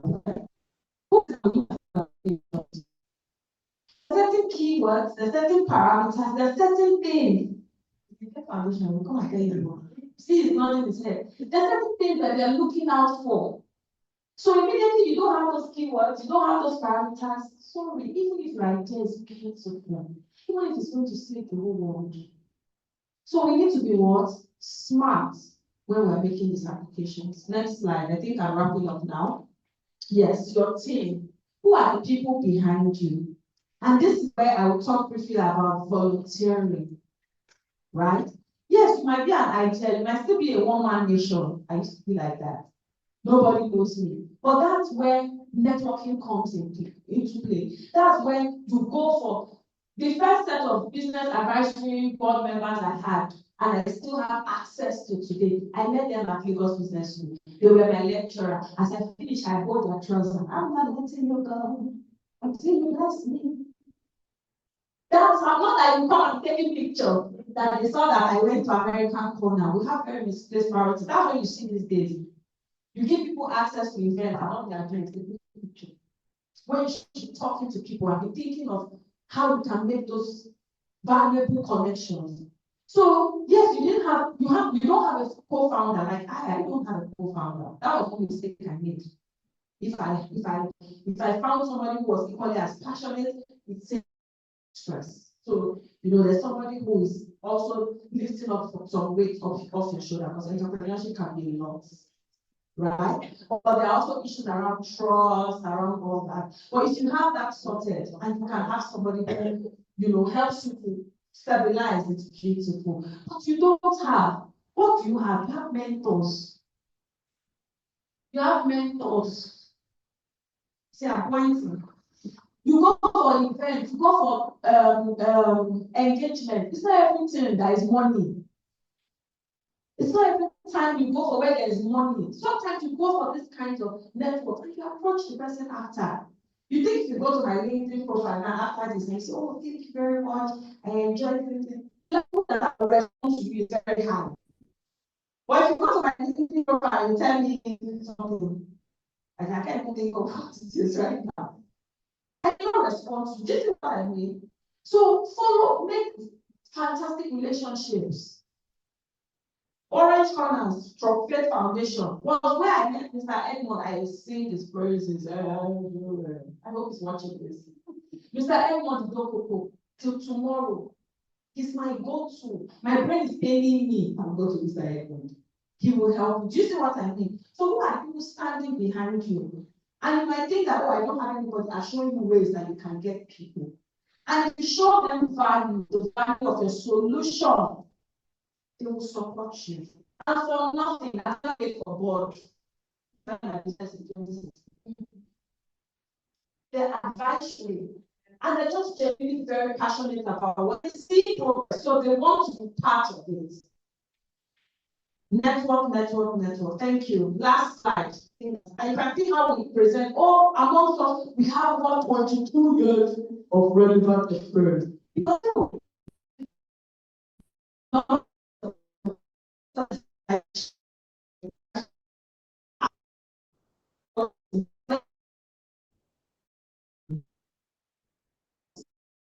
I met Osato during my MBA in Kigali. And I see what she's doing with marketing. I said, Then she was with Unilever, now she's with Guinness. I tell you that those are the kind of people behind her back. You will not support me. Why? How? So you see what I'm trying to say. And then partnership. I got a message this morning from Amaka. I was so nice. It was so sweet. She's the country something of sustainability in Coca-Cola. Hi, I'm waiting for you. I was like, oh, Jesus, it's working. I didn't send any message. But you see what I'm trying to say? Who are the people? Who have you worked with? And this is where volunteering comes. I cannot overemphasize the value and importance of volunteering. Even if you don't have direct access, when they have events and stuff, volunteer. That shows some level of relationship, right? You can put it because there's evidence. You're not lying about it. You may not have worked very closely with them, but you have volunteered. And nobody can take that away from you. Who have you worked with? What are the brands? What do they do? All of these things are very critical. Last slide. I'm rushing, I'm sorry. Last slide. Things that you must remember. The word counts. We've said it. Because you think that your idea is so fantabulous.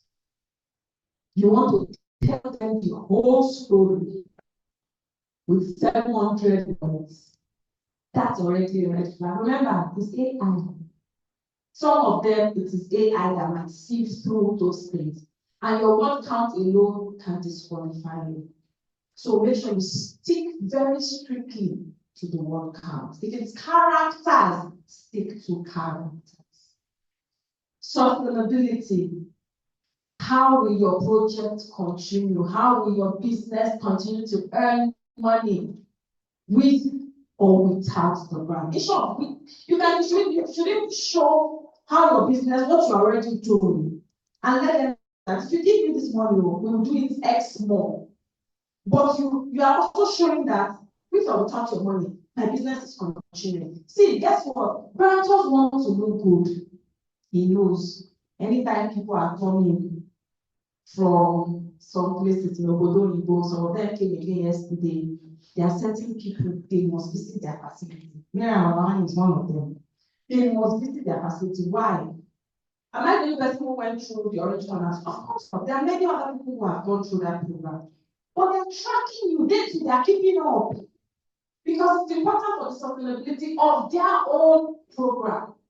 Most grantors now, unfortunately, because of how we've abused the system, they don't like to deal with individuals anymore. So they will look for a bona fide organization who has done due diligence and ensure that they've done all the groundwork, they've identified the main people, and then fund them to disperse to these people. That's the model that we've seen working now.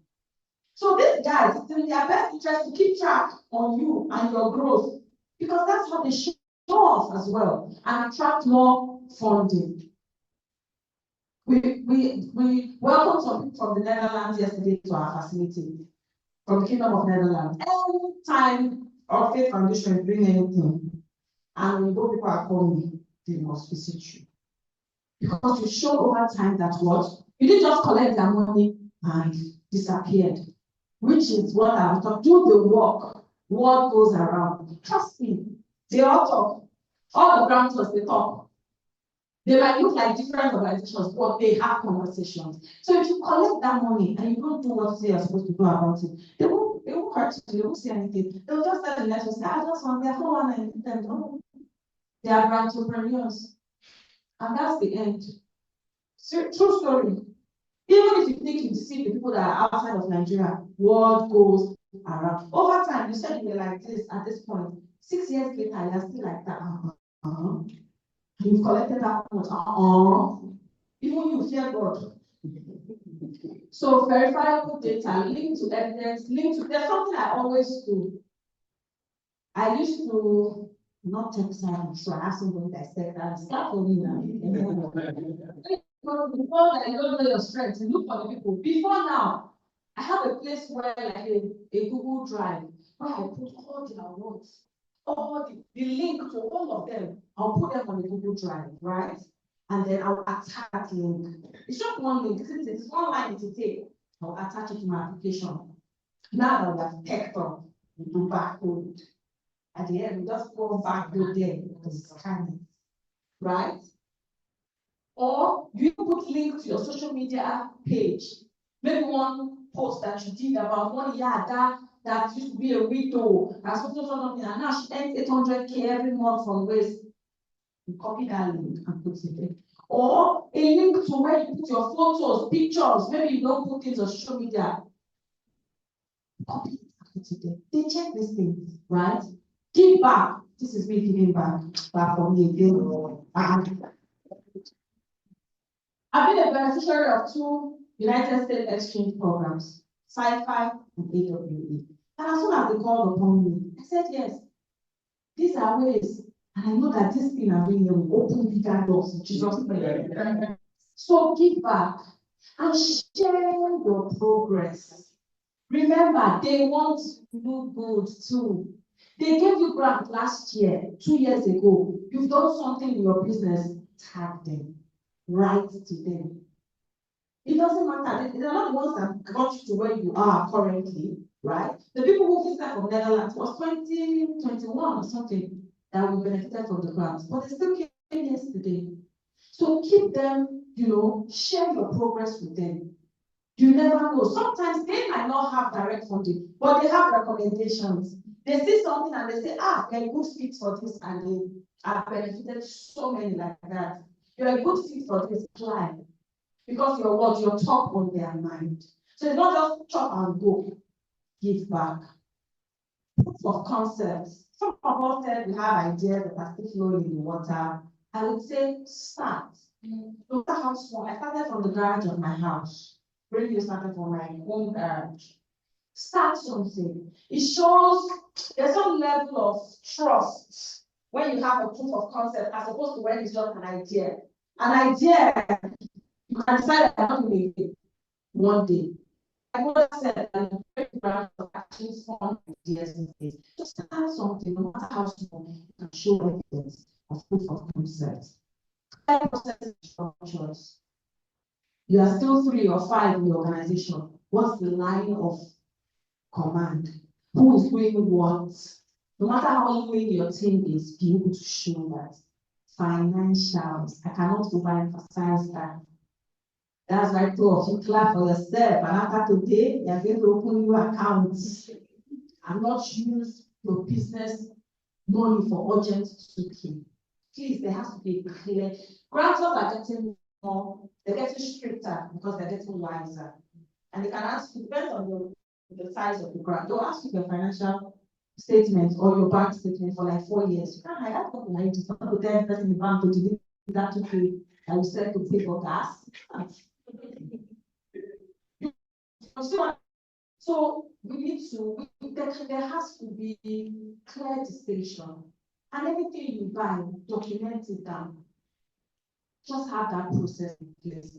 Alignment, I love that Rhoda said it. This is no particular order, it's just what we should pay attention to. She said something that if you're asking to 500 plastics from Mariam, use it inside your explanation. We remove 500. Do you understand? So you're not giving the grantors too much time to start thinking whether you or I don't know. As long as life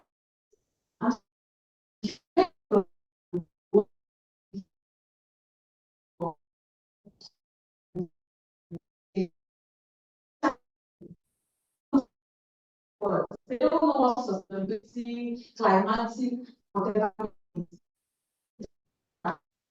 And I think you'll be fine. Most importantly, use the money for what it's meant for. God bless you. Wow. I have won graduate grants. I have written so many grants that I've rejected, and I am still learning. I still write and still rejected, even after I've won. So, in fact, it is. My book is full. Once I get home, I'm going to put everything, accordingly. Thank you so much. Thank you, Lawani. God bless you.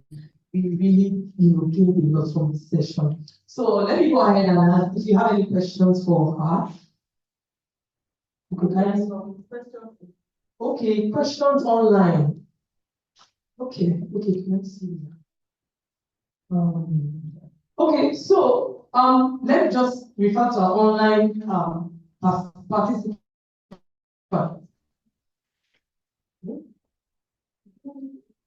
Okay, yes. So for our online participants, we would like to read out your questions and then give you the answers. From Salahuddin H. reducing the rate of unemployment in women. How can we reduce the rate of unemployment in women by providing skills to women? I think it's just a community.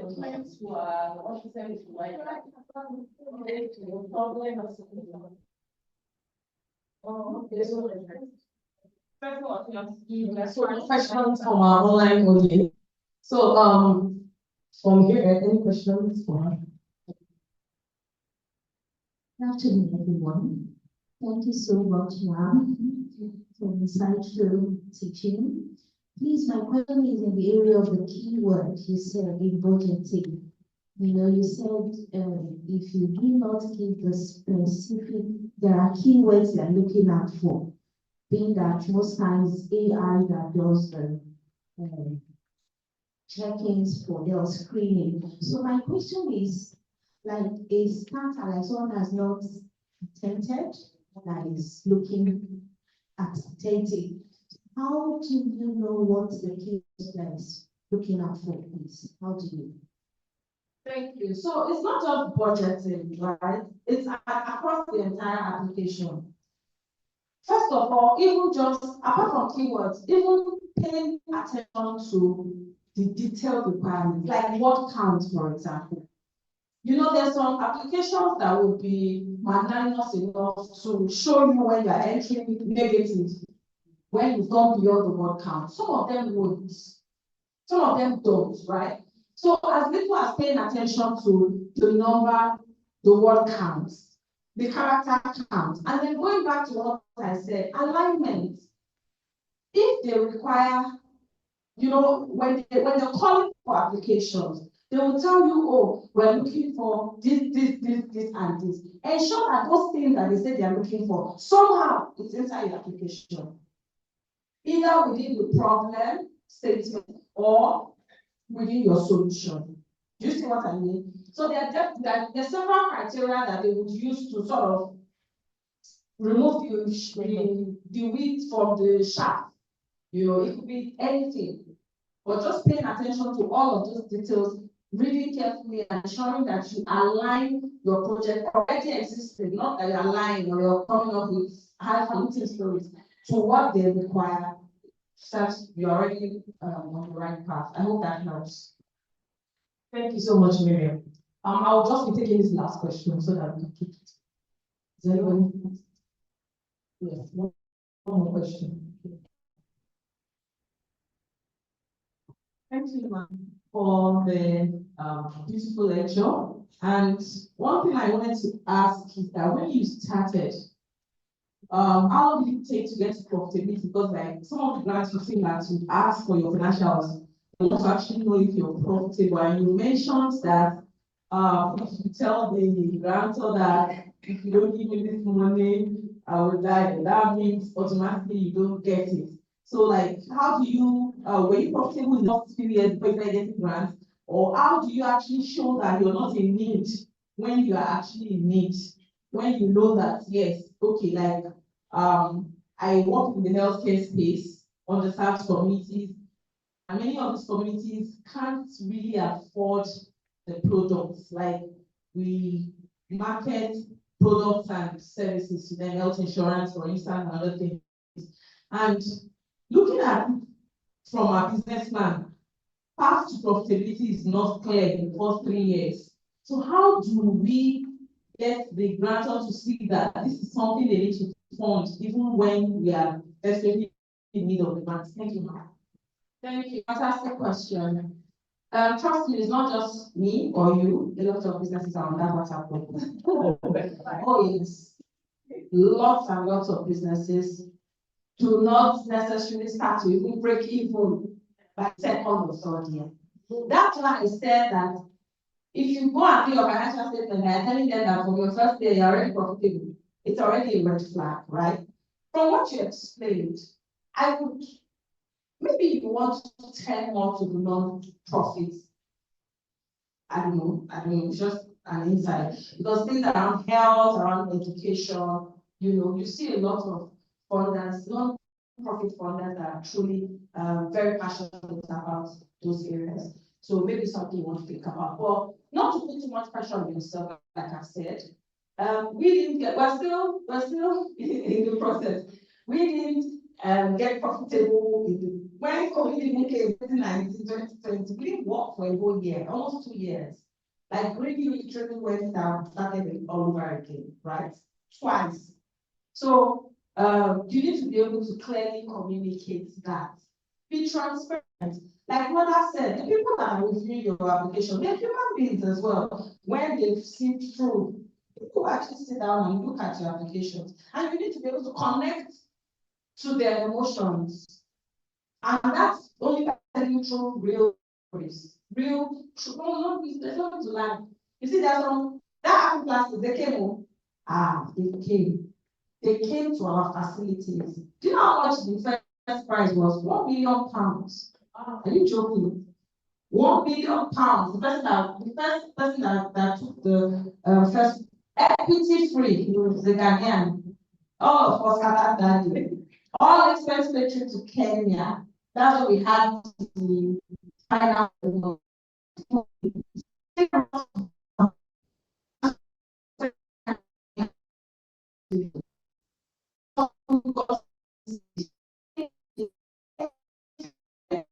problem, right? Anything was right. They'll come physically to come and check. So that's the reason why you don't lie. Okay, thank you.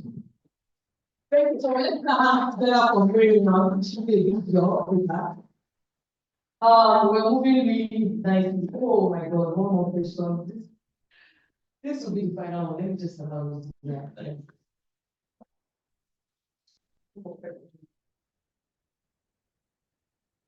Thank you so much. My question has to do with where our speaker started from. I mean, for a business that has to do with profit. So one of the things we cannot do is to register a company under the CAC. And some of the things that have to go with that also have to do with getting your tax certificate and all those. Is there any relationship between all those formalities and with getting of your grants for a profit-making business? Thank you. Thank you. Fantastic question. So it would depend on the size of the grant, right? If they're giving you $100K, they will not ask you. Oh no, they're giving you like $5K. They won't ask you for certain things, maybe. Well, it depends. They will ask you. So then to it's 5K, isn't it? They will ask you. You see what I mean? That's because, like I said, grantors are getting more, they're getting stricter and smarter because of how some of us have abused it in the past. So you're safer when you have them. Does that help? Thank you. Yes, yes. Thank you so much, Mariam. Let's ask now. Are we enjoying it? Are we thinking so much of it? I've really been so much at this point. So I'm going to be calling on our third speaker for the third session. He's from Faith Foundation. Okay. So his name is Owolabi Onamade. He is going to be speaking on fundraising strategy on grant writing. So before I call him, I'm going to read his short bio. He is the Strategy Associate Faith Foundation. So I'm going to be reading his short bio now. So Owolabi is a dedicated political scientist on a mission to drive positive change in Nigeria and beyond through his unwavering commitment to selfless service, innovative thinking, and effective leadership. With a diverse background in private, public, and NGO sectors, Owolabi has contributed significantly to the growth and development of his own country. Currently serving as a strategy, fundraising, and philanthropy associate of Faith Foundation, Nigeria's leading business incubator. Owolabi plays a pivotal role in shaping the organization's strategic direction and fostering its financial sustainability. His strategic insight and expertise in fundraising and philanthropy have been instrumental in securing over $1 million in funding for foundation, a testament to his exceptional skills in resource mobilization. Owolabi Owolabi's journey toward making a difference started with a stint as a social media consultant at EcoBank, Nigeria's regional contact center. During this time, he honed his communication skills on every digital platform to connect and engage with a wider audience. His commitment to education and empowerment led him to volunteer for the Teach for Nigeria Fellowship, where he contributed to improving the educational landscape of the country. Owolabi holds a BSc in political science from Babcock University. Additionally, he completed the diploma in social media strategy from Allison 2021.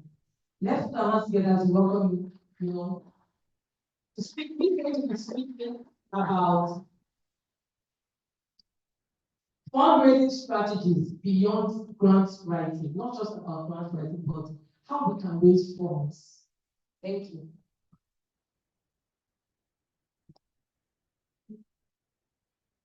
That's everyone. It's quite difficult to come up after two powerful women, especially with Mariam's energy. I'll try to match it as much as I can. So yes, fundraising beyond grants writing and proposal writing. So yeah, grants is important. You need to write grants, you need to write proposals. That's the way you get most of your funding. But there are certain things that I would want us to be able to quickly just have a note. I have just 2 slides, but my 2 slides feel like 26 slides in one. We'll see how well we can go. Next slide, please. Okay. Next slide. So yes, we'll be looking at a strategic and systematic approach to fundraising. Now, first of all, fundraising is a process. It's not something that you do and end immediately. Please, if you also go to the next slide. First one, to touch. Speaking about it being the process, it's a continuous engagement. Fundraising in itself, whether for profit or not for profit, is something you have to constantly do over and over again. Something you have to participate in. You have to speak to funders, you have to speak to partners, you have to look for, you have to do the search, you have to do the research. It's a marathon and not a sprint. It's not something, as Mariam was speaking, she has had a business.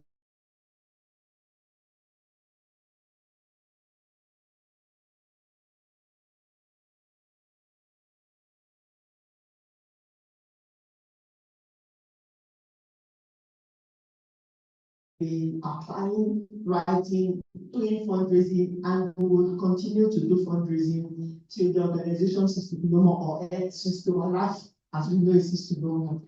Fundraising is something you have to constantly engage in. So don't approach maybe getting money or approach one funder in the once I get this money, it's on. The Mariam was speaking was saying that you just don't take the money and you go off.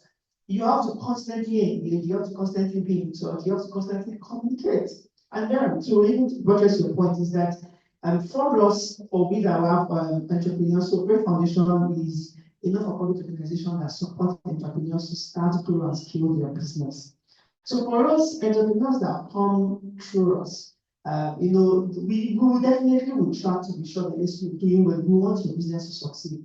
But beyond that, we have people who do not want to fund us. They don't want to speak to us. They want to speak to entrepreneurs, but they don't know the landscape.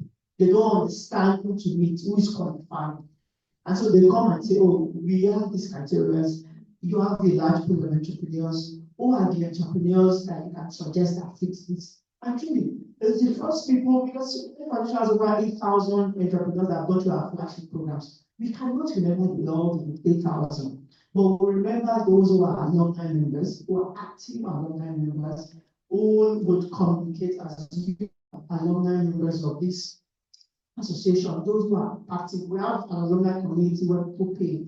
We will look into our books, who are the active alumni members, who are the ones that update us with their success, and those are the ones that come to mind. And sometimes those opportunities are things that we ourselves would be happy to take advantage of, as big as Great Foundation is.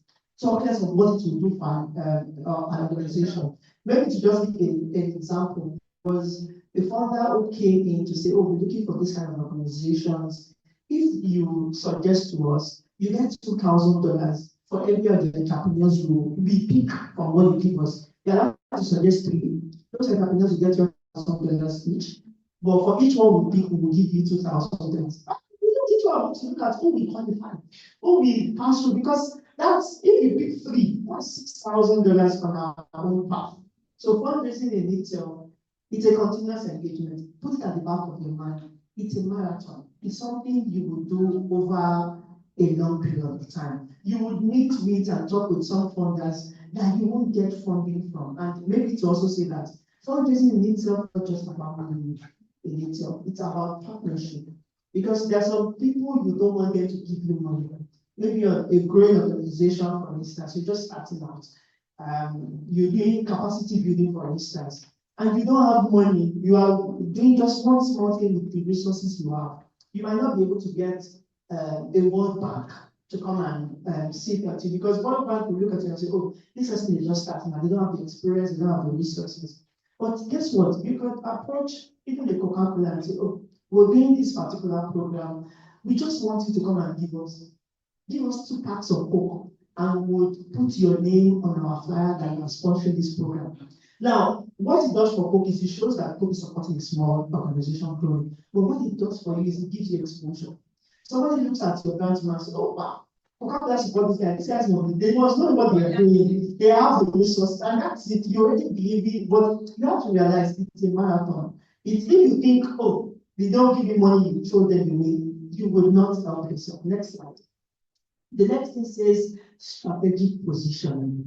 Fundraising is a process that you need to strategically position yourself. And you can't jump in your strategy positioning. You can't be in climate change today, and then tomorrow you're doing fashion. It will not work. Like you might be able to say, oh, you might be able to link it, but it will look a bit off for anyone. Mariam does recycling. You know, recycling. If you see her tomorrow doing, she might even have another business that does something else. But you know how to do recycling. You have to strategically position yourself. Align your plans, your fundraising. I would advise, and I will say that later on, that you need to have a fundraising strategy as an organization. This is the strategy we have. This is the short, mid, and long-term goals. These are the people we will approach. These are the things we want to do. But in that, you have to strategically plan and align. What does my organization do? I'm going to use my organization does recycling, for instance. And you know, at the moment, people are talking about climate change, and that's where the money is. Now, I don't do climate change, I do recycling. But does my recycling help climate in an extent? You have to look for a way to align yourself to something. You don't have to lie. And you have to be, someone will say, if you want to tell a story to somebody or tell a joke to somebody that you don't find funny, you can be sure that the person will not laugh. Because you yourself will not find it funny. So there's no way you'll be able to convince someone else that it's funny. Next slide. Sorry, I have limited time. Yes. Fundraising is a team's effort. And I'm going to quote my boss, I think she says, fundraising is the job, role, or responsibility of the entire organization. Now, some people in my organization, if you ask who's the fundraiser, they will point to me. But the truth is, in every organization, everyone is the fundraiser. Everyone is the one that gets the money into the organization. And you can ask me why. I'll just give you an example. I and my boss, who is the executive director, she's the job in most not-for-profit, the executive director, the head is the chief fundraiser. We would go meet the funder, we would say, oh, we would do this, and give us the funding. Right? And the one comes in. But you see, after that, we are likely working in charge to be sure that the funder is doing the work that is supposed to be done. But most times, we are not the program managers that will do the job. And that might be different for organization. But there's a scenario, or there might be scenarios in which, you know, you are able to get the funders, you have to keep looking for other funders, right? And you know, your team is handling it. Now, if you tell a good story to your funder and get the money in, but your team doesn't communicate well, they do not do the job effectively, they're slow in reporting, guess what? That funder will not come back to you. That funder will walk away. So fundraising in itself, it is job, because from the process of the funder coming in to the end, when the funder's job is being done, everybody on that team is indirectly or directly fundraising for the organization, because the job you do, how well you do it, is fundraising in itself. And I tell you, organization talks, a lot of organization talk. And it's true, if we've given you, if it has supported your organization, we give you funding. The program Mariam did was called Orange Corners. You come in, you get some resources for prototyping, and then at the end is a pitch. Top 5 people get some funding, 75% grant, 25% loan. Now, I tell you, some people, there's some debt you have to let go of because over like 5 years, people did not pay.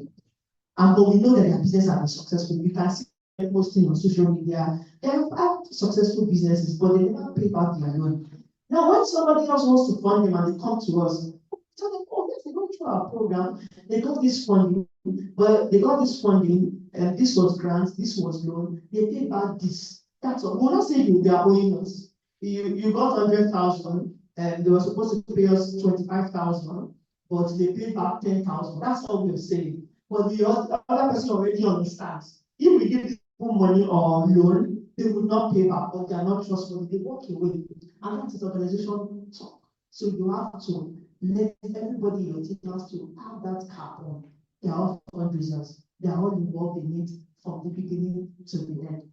Next slide, still on team work, you have to build a fundraising culture. Next slide. You have to build a fundraising culture. Everybody has to understand that every activity in the organization, whether for profit or not for profit, everything you're doing, everything you have the opportunity to do, gives you the opportunity to be able to communicate your brand and get results done. And that itself, you doing your business, you running your business the right way, allows you to be able to go to anybody, whether you're for profit, for either for equity or for grants. Whatever everybody is doing, even the person who is simply just posting on social media, that person has to understand that my post can bring to the organization. Let me give maybe an example that might not look the way it is. You know, in some organizations, you have drivers who will drive from one location to another. Now, I'll give the example of probably my executive director's driver. Now, if my executive director has to be at the meeting at 2 o'clock, right?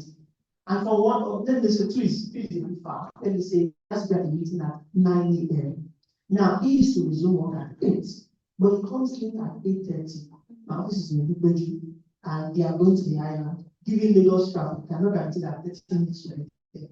Now, if he doesn't have a fundraising culture to understand that every meeting she has is quite important and can bring resources to it, if he has that culture, it will be there way early on time to move down for you to get the venue. Now, this one lateness, which doesn't directly or indirectly, as you might want to look at it, doesn't relate to fundraising, but has somewhat cost the organization an opportunity to be able to get funding. So you have to have that. Everybody has to know that what I'm doing means move this organization forward, and that's its capacity to bring resources in.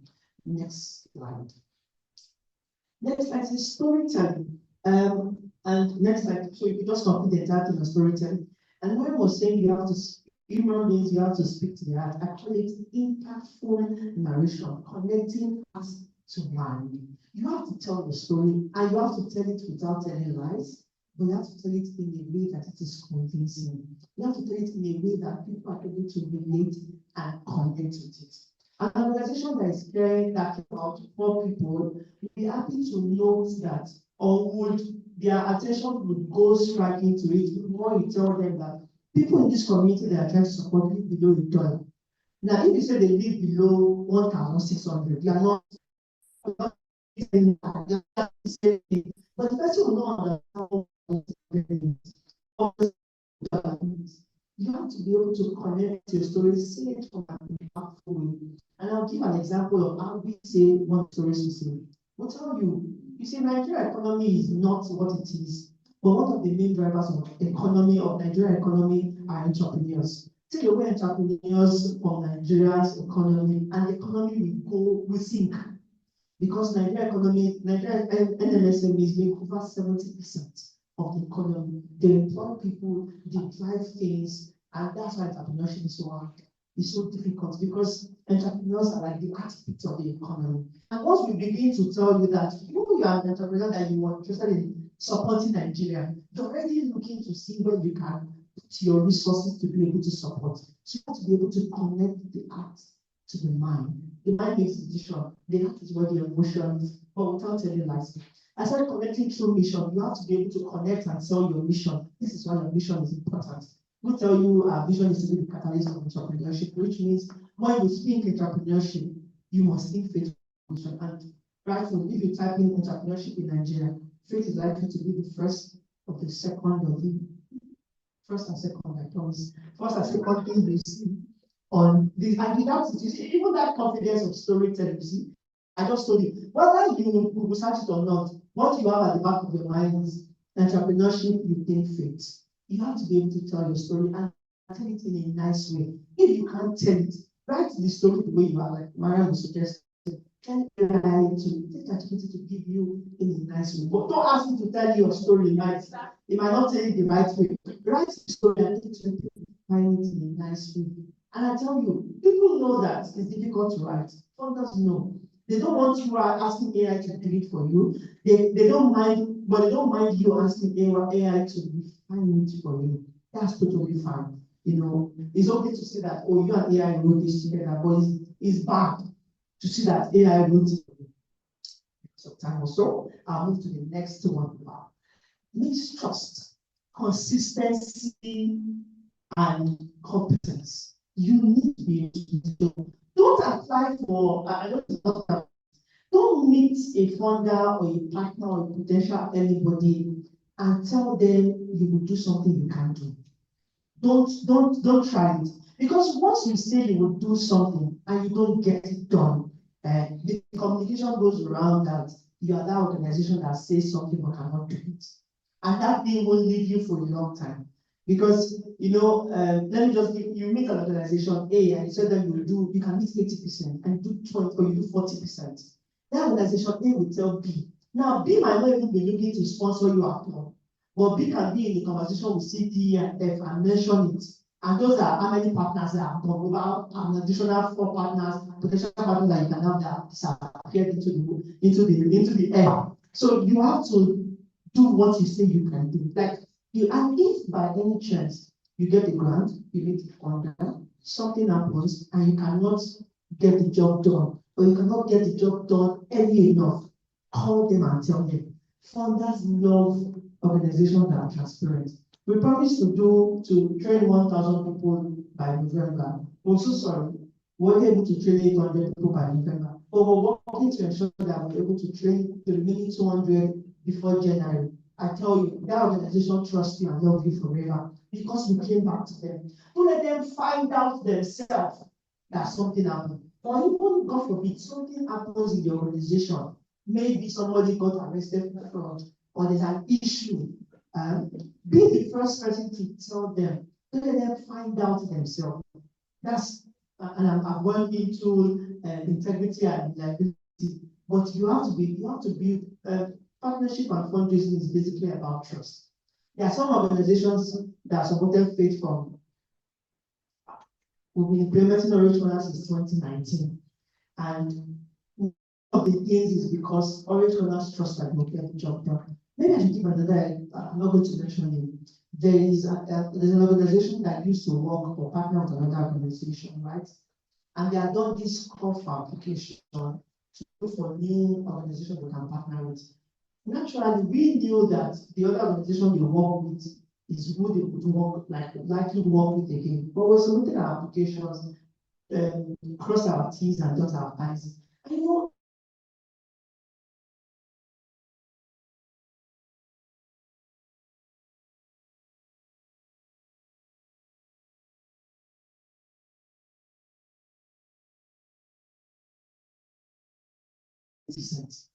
and guess what?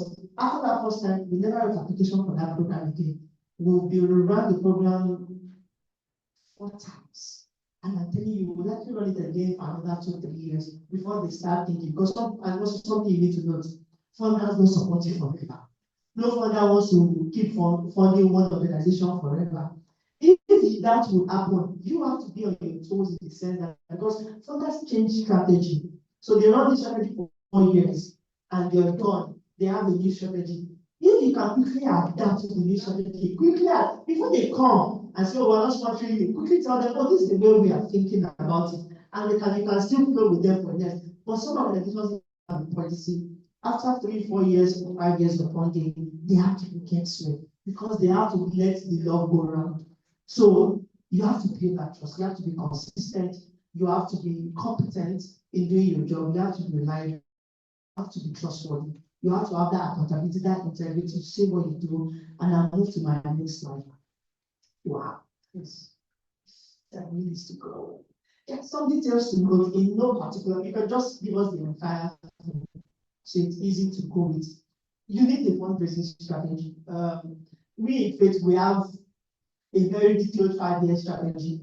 We know what funding we want next year, but you can understand that Faith is a 24-year organization, right? So it might take a while. And it's okay for you to have a strategy for 3 months or for a year, and after 3 months it changes. It's okay. But let it be sure that you're changing to something that's adaptable. And I was just mentioning things that might be your strategy document, your organization theory of change, your long, mid, and short-term goals. Sometimes your goals might not even be money, like I said, it might be just partnership. It might be that you want to even write an application with an organization. That I've seen in some organizations is their fundraising goal. They just go and meet, our organization, we can't do it. But we need a big brother that has experience, and you go and meet the big brother and say, business was right together. Sometimes you don't get that funding, but that big organization you've gone to meet would know that you have the capacity to do X, Y, Z. And there are some organizations that get grants, but do not implement grants. If that makes sense. They get from the World Bank, they get the resources, but they look for organizations who can do the job for them, and they subcontract to those organizations. So you can look for people you can do that with. So you have to have a position, your unique selling point. What do you have that makes you different from the next one? And if you think Mariam, for example, Mariam is something that I'm using an example. She tells you she turns waste into currency. I know when you're thinking, somebody comes to you and talk about recycling, we want recycling to be a means for people to make money. The first thing that comes to your mind is waste as currency, and you're thinking about that quickly. Your income structure, grant fees, investment. And maybe to also mention this is sometimes you have to do a little bit of money spending to be able to get money. And I'll give you an example. Like I was saying that, like you're in this association, for instance, if the association or your alumni committee is asking you to pay dues, please pay the dues, because you know what? It's active members that will be called upon. And active members, I mean due paying members are the ones that will be called upon when opportunities come in. So you have to know which kind of income structure you want to use. Even if you're for profit, you want to have grants, fees, investment, your fundraising implementation plan. You as the owner of the business, what are your key impact indicators? How do you know you've achieved this goal? Is it, are you looking for funding for multi-years? Are you looking for funding for a single year? And I said that's why we growth mindset for not-for-profit. Not-for-profit is not loss-making or non-revenue generating. I like this. Like you have to have that mindset. I'm not-for-profit doesn't mean my boss will say, well, you're not-for-profit, we're not a for loss organization. You're not because you're not for profit doesn't mean you can't generate funding or you can't generate revenue or that you have losing money. You have to understand how to work through it. Exploring financial opportunities, what grants, like different financial opportunities that you can explore. Not just grants, you can for individual donations. Certain people just buy into what you're doing. Maybe an health sector, somebody who's so passionate about health can make an individual donation to you. Those donations might not be large. They might be a one-off donations, but you see, you can also know that person gave you money. Because if somebody like Dangote gave you money, it means that you're doing something right. Corporate sponsorship, and income, contract partnerships, and I wanted to maybe dwell some time on, and maybe to go before keeping check, sustainability. I can't overemphasize it. Sustainability, and everybody talking about sustainability today. You have to have a business that is sustainable. Partners want to partner or funders want to fund an organization that they know will stand the test of time. If you look at the organization is going to go under 2 years, they don't want to do it because it also rubs badly on them. It means that they partner with an organization or for an organization that went down. You have to be able to show that you will stand the test of time. And I wanted to be able to say, keeping finance in check. Now, you can get all the money you have, you can get a lot of grants, you can get 40 million pesos. And Mariam was talking about some, they call them entrepreneurs. Entrepreneurs are organizations or entrepreneurs that they are not working on their business. They are just looking for what grants that they can get. You see them in every grant organization, in every grant process. They are there, just getting money, they get 1,000, 20,000, 50,000, and the business never grows from that. You can't be that. You have to be that organization that takes money, work on use the money, work on your organization, grow. Because there are some organizations that at one particular point, we have a program that is called the Aspiring Entrepreneurs Program for anybody who's just a business owner that just wants to come in, you're just growing, you're starting a business. There's also what we call the Emerging Entrepreneurs Program. At the Aspiring Entrepreneurs Program, we talk about grants, talk about donations, partnership. But the Emerging Entrepreneurs Program, those businesses are not businesses that we're talking about grant for. In fact, if you speak about grants at EEP level, call it EEP, we assume that you're not qualified for that. Because at that particular stage, you're taking equity, you're taking loan, you're taking board, like establishing a corporate board, you're taking succession planning. And so you have to be able to, your business has to be able to grow from one stage to another. But keeping your finances in check, you have to be financially literate and intelligent. You have to keep your book and your record. I can't tell you how valuable this is. Some partners, some funders want to actually see your book. Even for a profit organization, please, sorry. Wow, give me 2 minutes. If you're not for a profit organization, please have an audited statement. The code, the not-for-profit code governance code states that you must have an audited statement report that is published on your website every year. If you find the code and you can read it, I think it was just being passed into us some time ago. You have to be audited because those things show every funder or potential funder that you're a serious person, that you're not embezzling money, or that you're not in this for sponsoring terrorism. Audited statement, I can tell you, audited statement, because of time, like governors are reporting, a board, a trustee, and advisory, it shows that you're serious. And please pick your advisory board, your board in a very meticulous way, like be strategic. Look for names that will open doors for you. More above that, look for people who actually work on your business, who would support your business. And I can show you our board. I can mention names. We have Mr. Faladiola, founder of Guarantee Trust Bank. We have people that will look at the details of everything you've done. And we have our board meetings 3 times a day, very meticulous, very long. They will look at every details. They will work on the business, but their names also show that we are serious organizations and we are honest. You have to have the regulatory requirements. I didn't even think about TAC or TCC. I was thinking about you have to pay your tax, FIRS, LRS, and SCOMOL from EFCC to show that yes, you are compliant. But for us to ask for those things, I have 1 minute left. I'll talk about donor relations. You can't just don't collect money from the donor, do their program, give them the report, and move on. You have to constantly engage them, constantly send emails. We have a major program we do at the end of the year. We call it the Annual Celebration and Awards. Very massive program. One big program at the end of the year. And we invite all our partners, all the entrepreneurs that have gone through our program, to celebrate them. But let's also invite potential funders and past funders.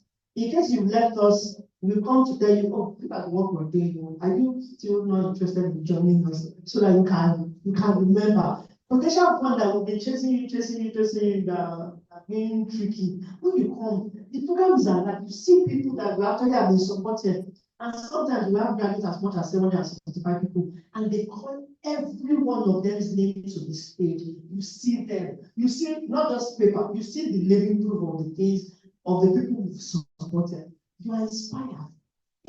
I feel like, in my opinion, if you have a father that is difficult, he has the money. If you give him a contract that day, he will sign.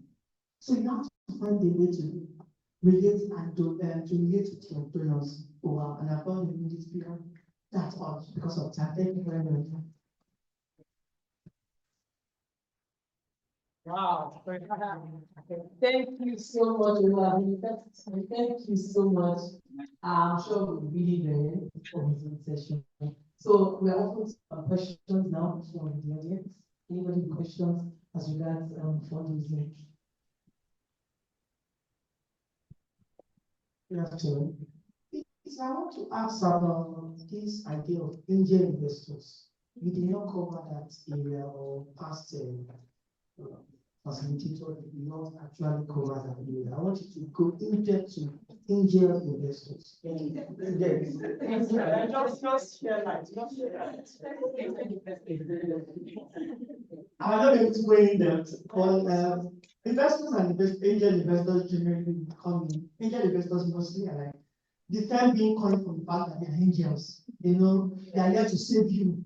To do miracle work. They usually angel investors are usually investors that will come and put like some amount of money in exchange for equity or in exchange for some equity and some maybe operational part of your business. And the aim is for them to invest, not just invest in terms of money, but invest in such a way to also help you along the way to grow your business. Now, it might be an investment that they recoup later on. Or it might also be an investment that in which they have like a stake in your business, like then you might be to.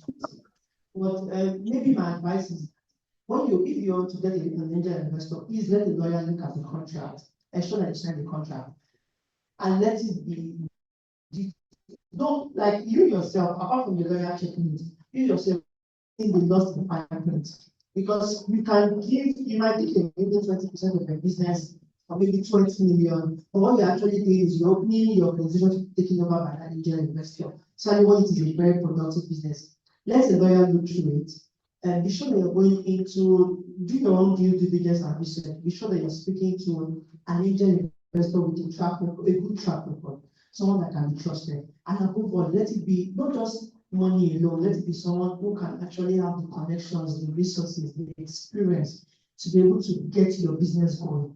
For instance, you're in the hospitality business and I get an angel investor that only wants to I want to take that angel investor because he has money. You might not get the right requirement to value for it exactly, but you might get an angel investor in your hospitality space that's giving you resources, that has experience. Your angel investor will sit down with you and say, okay, let's look at the operational model. This thing needs to change, this thing needs to be adjusted. And that's what they get. That's what investors basically large do for you. Angel investors are like either you're crashing or you're still growing. You just need that angel in terms of investment that comes and everything. But that's basically my opinion, the cash cost answer to me without going into depth. Thank you. Let's give up for again. Thank you so much. Okay, any more questions from sorry, I almost forgot. Thank you very much for the discussion. I want to ask, you talked about strategically positioning yourself. Is there like a site where we can find these branch holders, like so that we can do the research, find them, the fundraisers? How can we find these branches? I'm thinking of the way to answer. There are sites. I'm thinking, should I give the answer or should I look for it myself? I can help. Oh, yes. Mariam, please. No, I'm just saying I can suggest. Oh, let me get that answer first. Sorry, I don't, because I mean, it was part of what I wanted to say, but I didn't think that it was useful. As little as using Google. Google is free. One sector I mean, grants available for research. Put it there. It didn't answer. But also just being able to set certain keywords with Google Alerts. I think that also helps. And then you just keep, and you know the way I was already working to respond. How it works is that you will keep, if you search up, it will keep coming to you. And then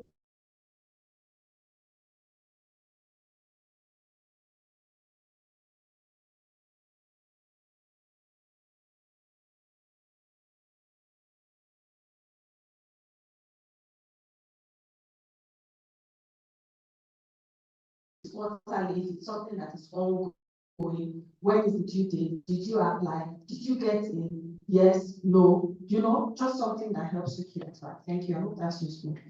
Yes, I'll give you a trade secret. So for your organization, when you talk about having a competitor analysis, right? If you know your competitors and you're sure you're doing the same thing, go look at your competitors and look at who has sponsored them. Those are potential sponsors. Those are potential partners that you can have. You know why? Because those sponsors are not entirely everybody. It's not everybody that's sponsoring you there now that is on their side. These are people that sponsor them in the past. And if there's very that space, a competitor, they are likely to sponsor you too.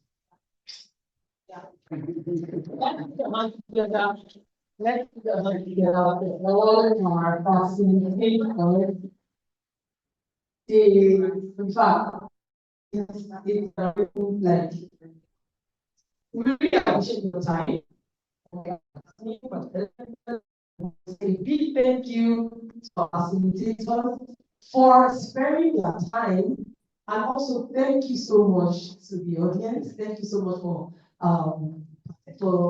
showing up. It's not easy, everybody's busy, we know that, and the way Lagos is. So thank you for your time. We really appreciate you. We don't take it for granted. We really appreciate everyone. And sorry, I did not even recognize the alumni groups that are here.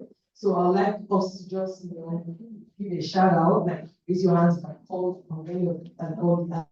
So if you're from IBLP, give us a shout out. IBLP.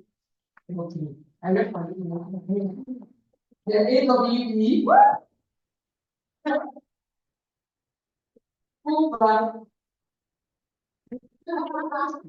Yeah. Okay. Carrington Youth Fellowship. Washington Fellowship. Welcome. Thank you for coming.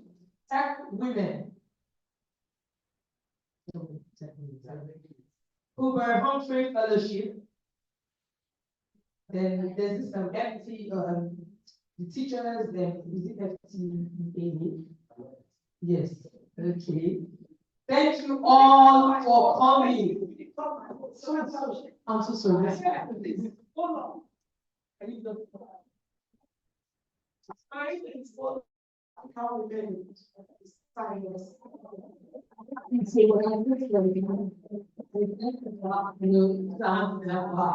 Thank you. So what I want us to do now, we have, officially to the end.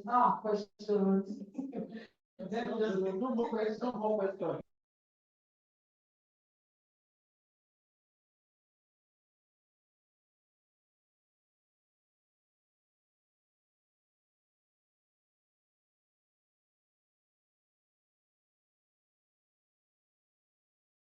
Distribute it to your probably your secretaries for your different analysis to also share with your different platforms. Then the resources that are available from our facilitators to share with you.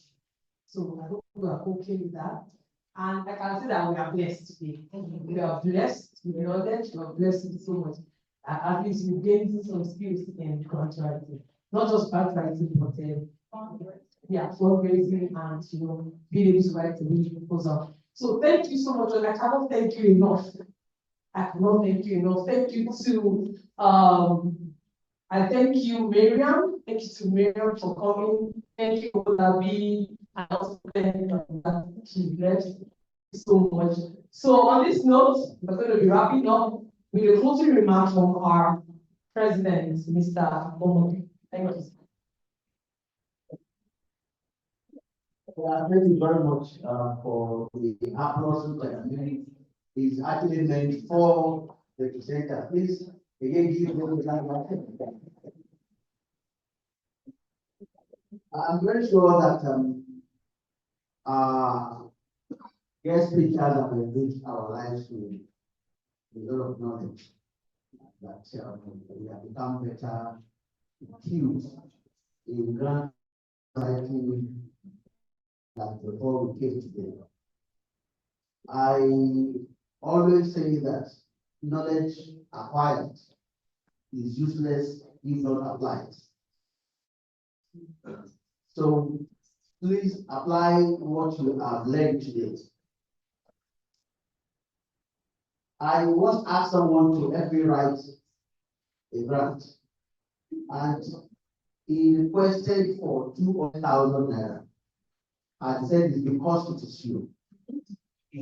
Now, meaning that what he has is much more than that, if it is someone else. So for some of us, what we have learned today may be the beginning of an income-earning venture. So please apply it, take it seriously. I want to thank you for coming. I believe that we in the ESCO of the USGEAA, we have this lab growth program we have every month. So I believe that when we call on you next time, you will be here. Lastly, I want to thank very much Mariam, Lawani. Thanks so much. It has been so wonderful, listening to you, watching you. I look at you and Mr. Owolabi, Onamade, and I ask myself, can I talk like this? Can I present this like this? So we are very much indebted to you for all what you have done today. Thanks so much. God bless you. On that note, I want to move everyone to say the talk to your business information.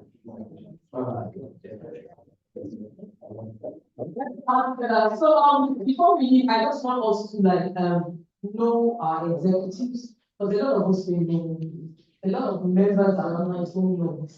So I'm the publicity secretary, I'm Owolabi.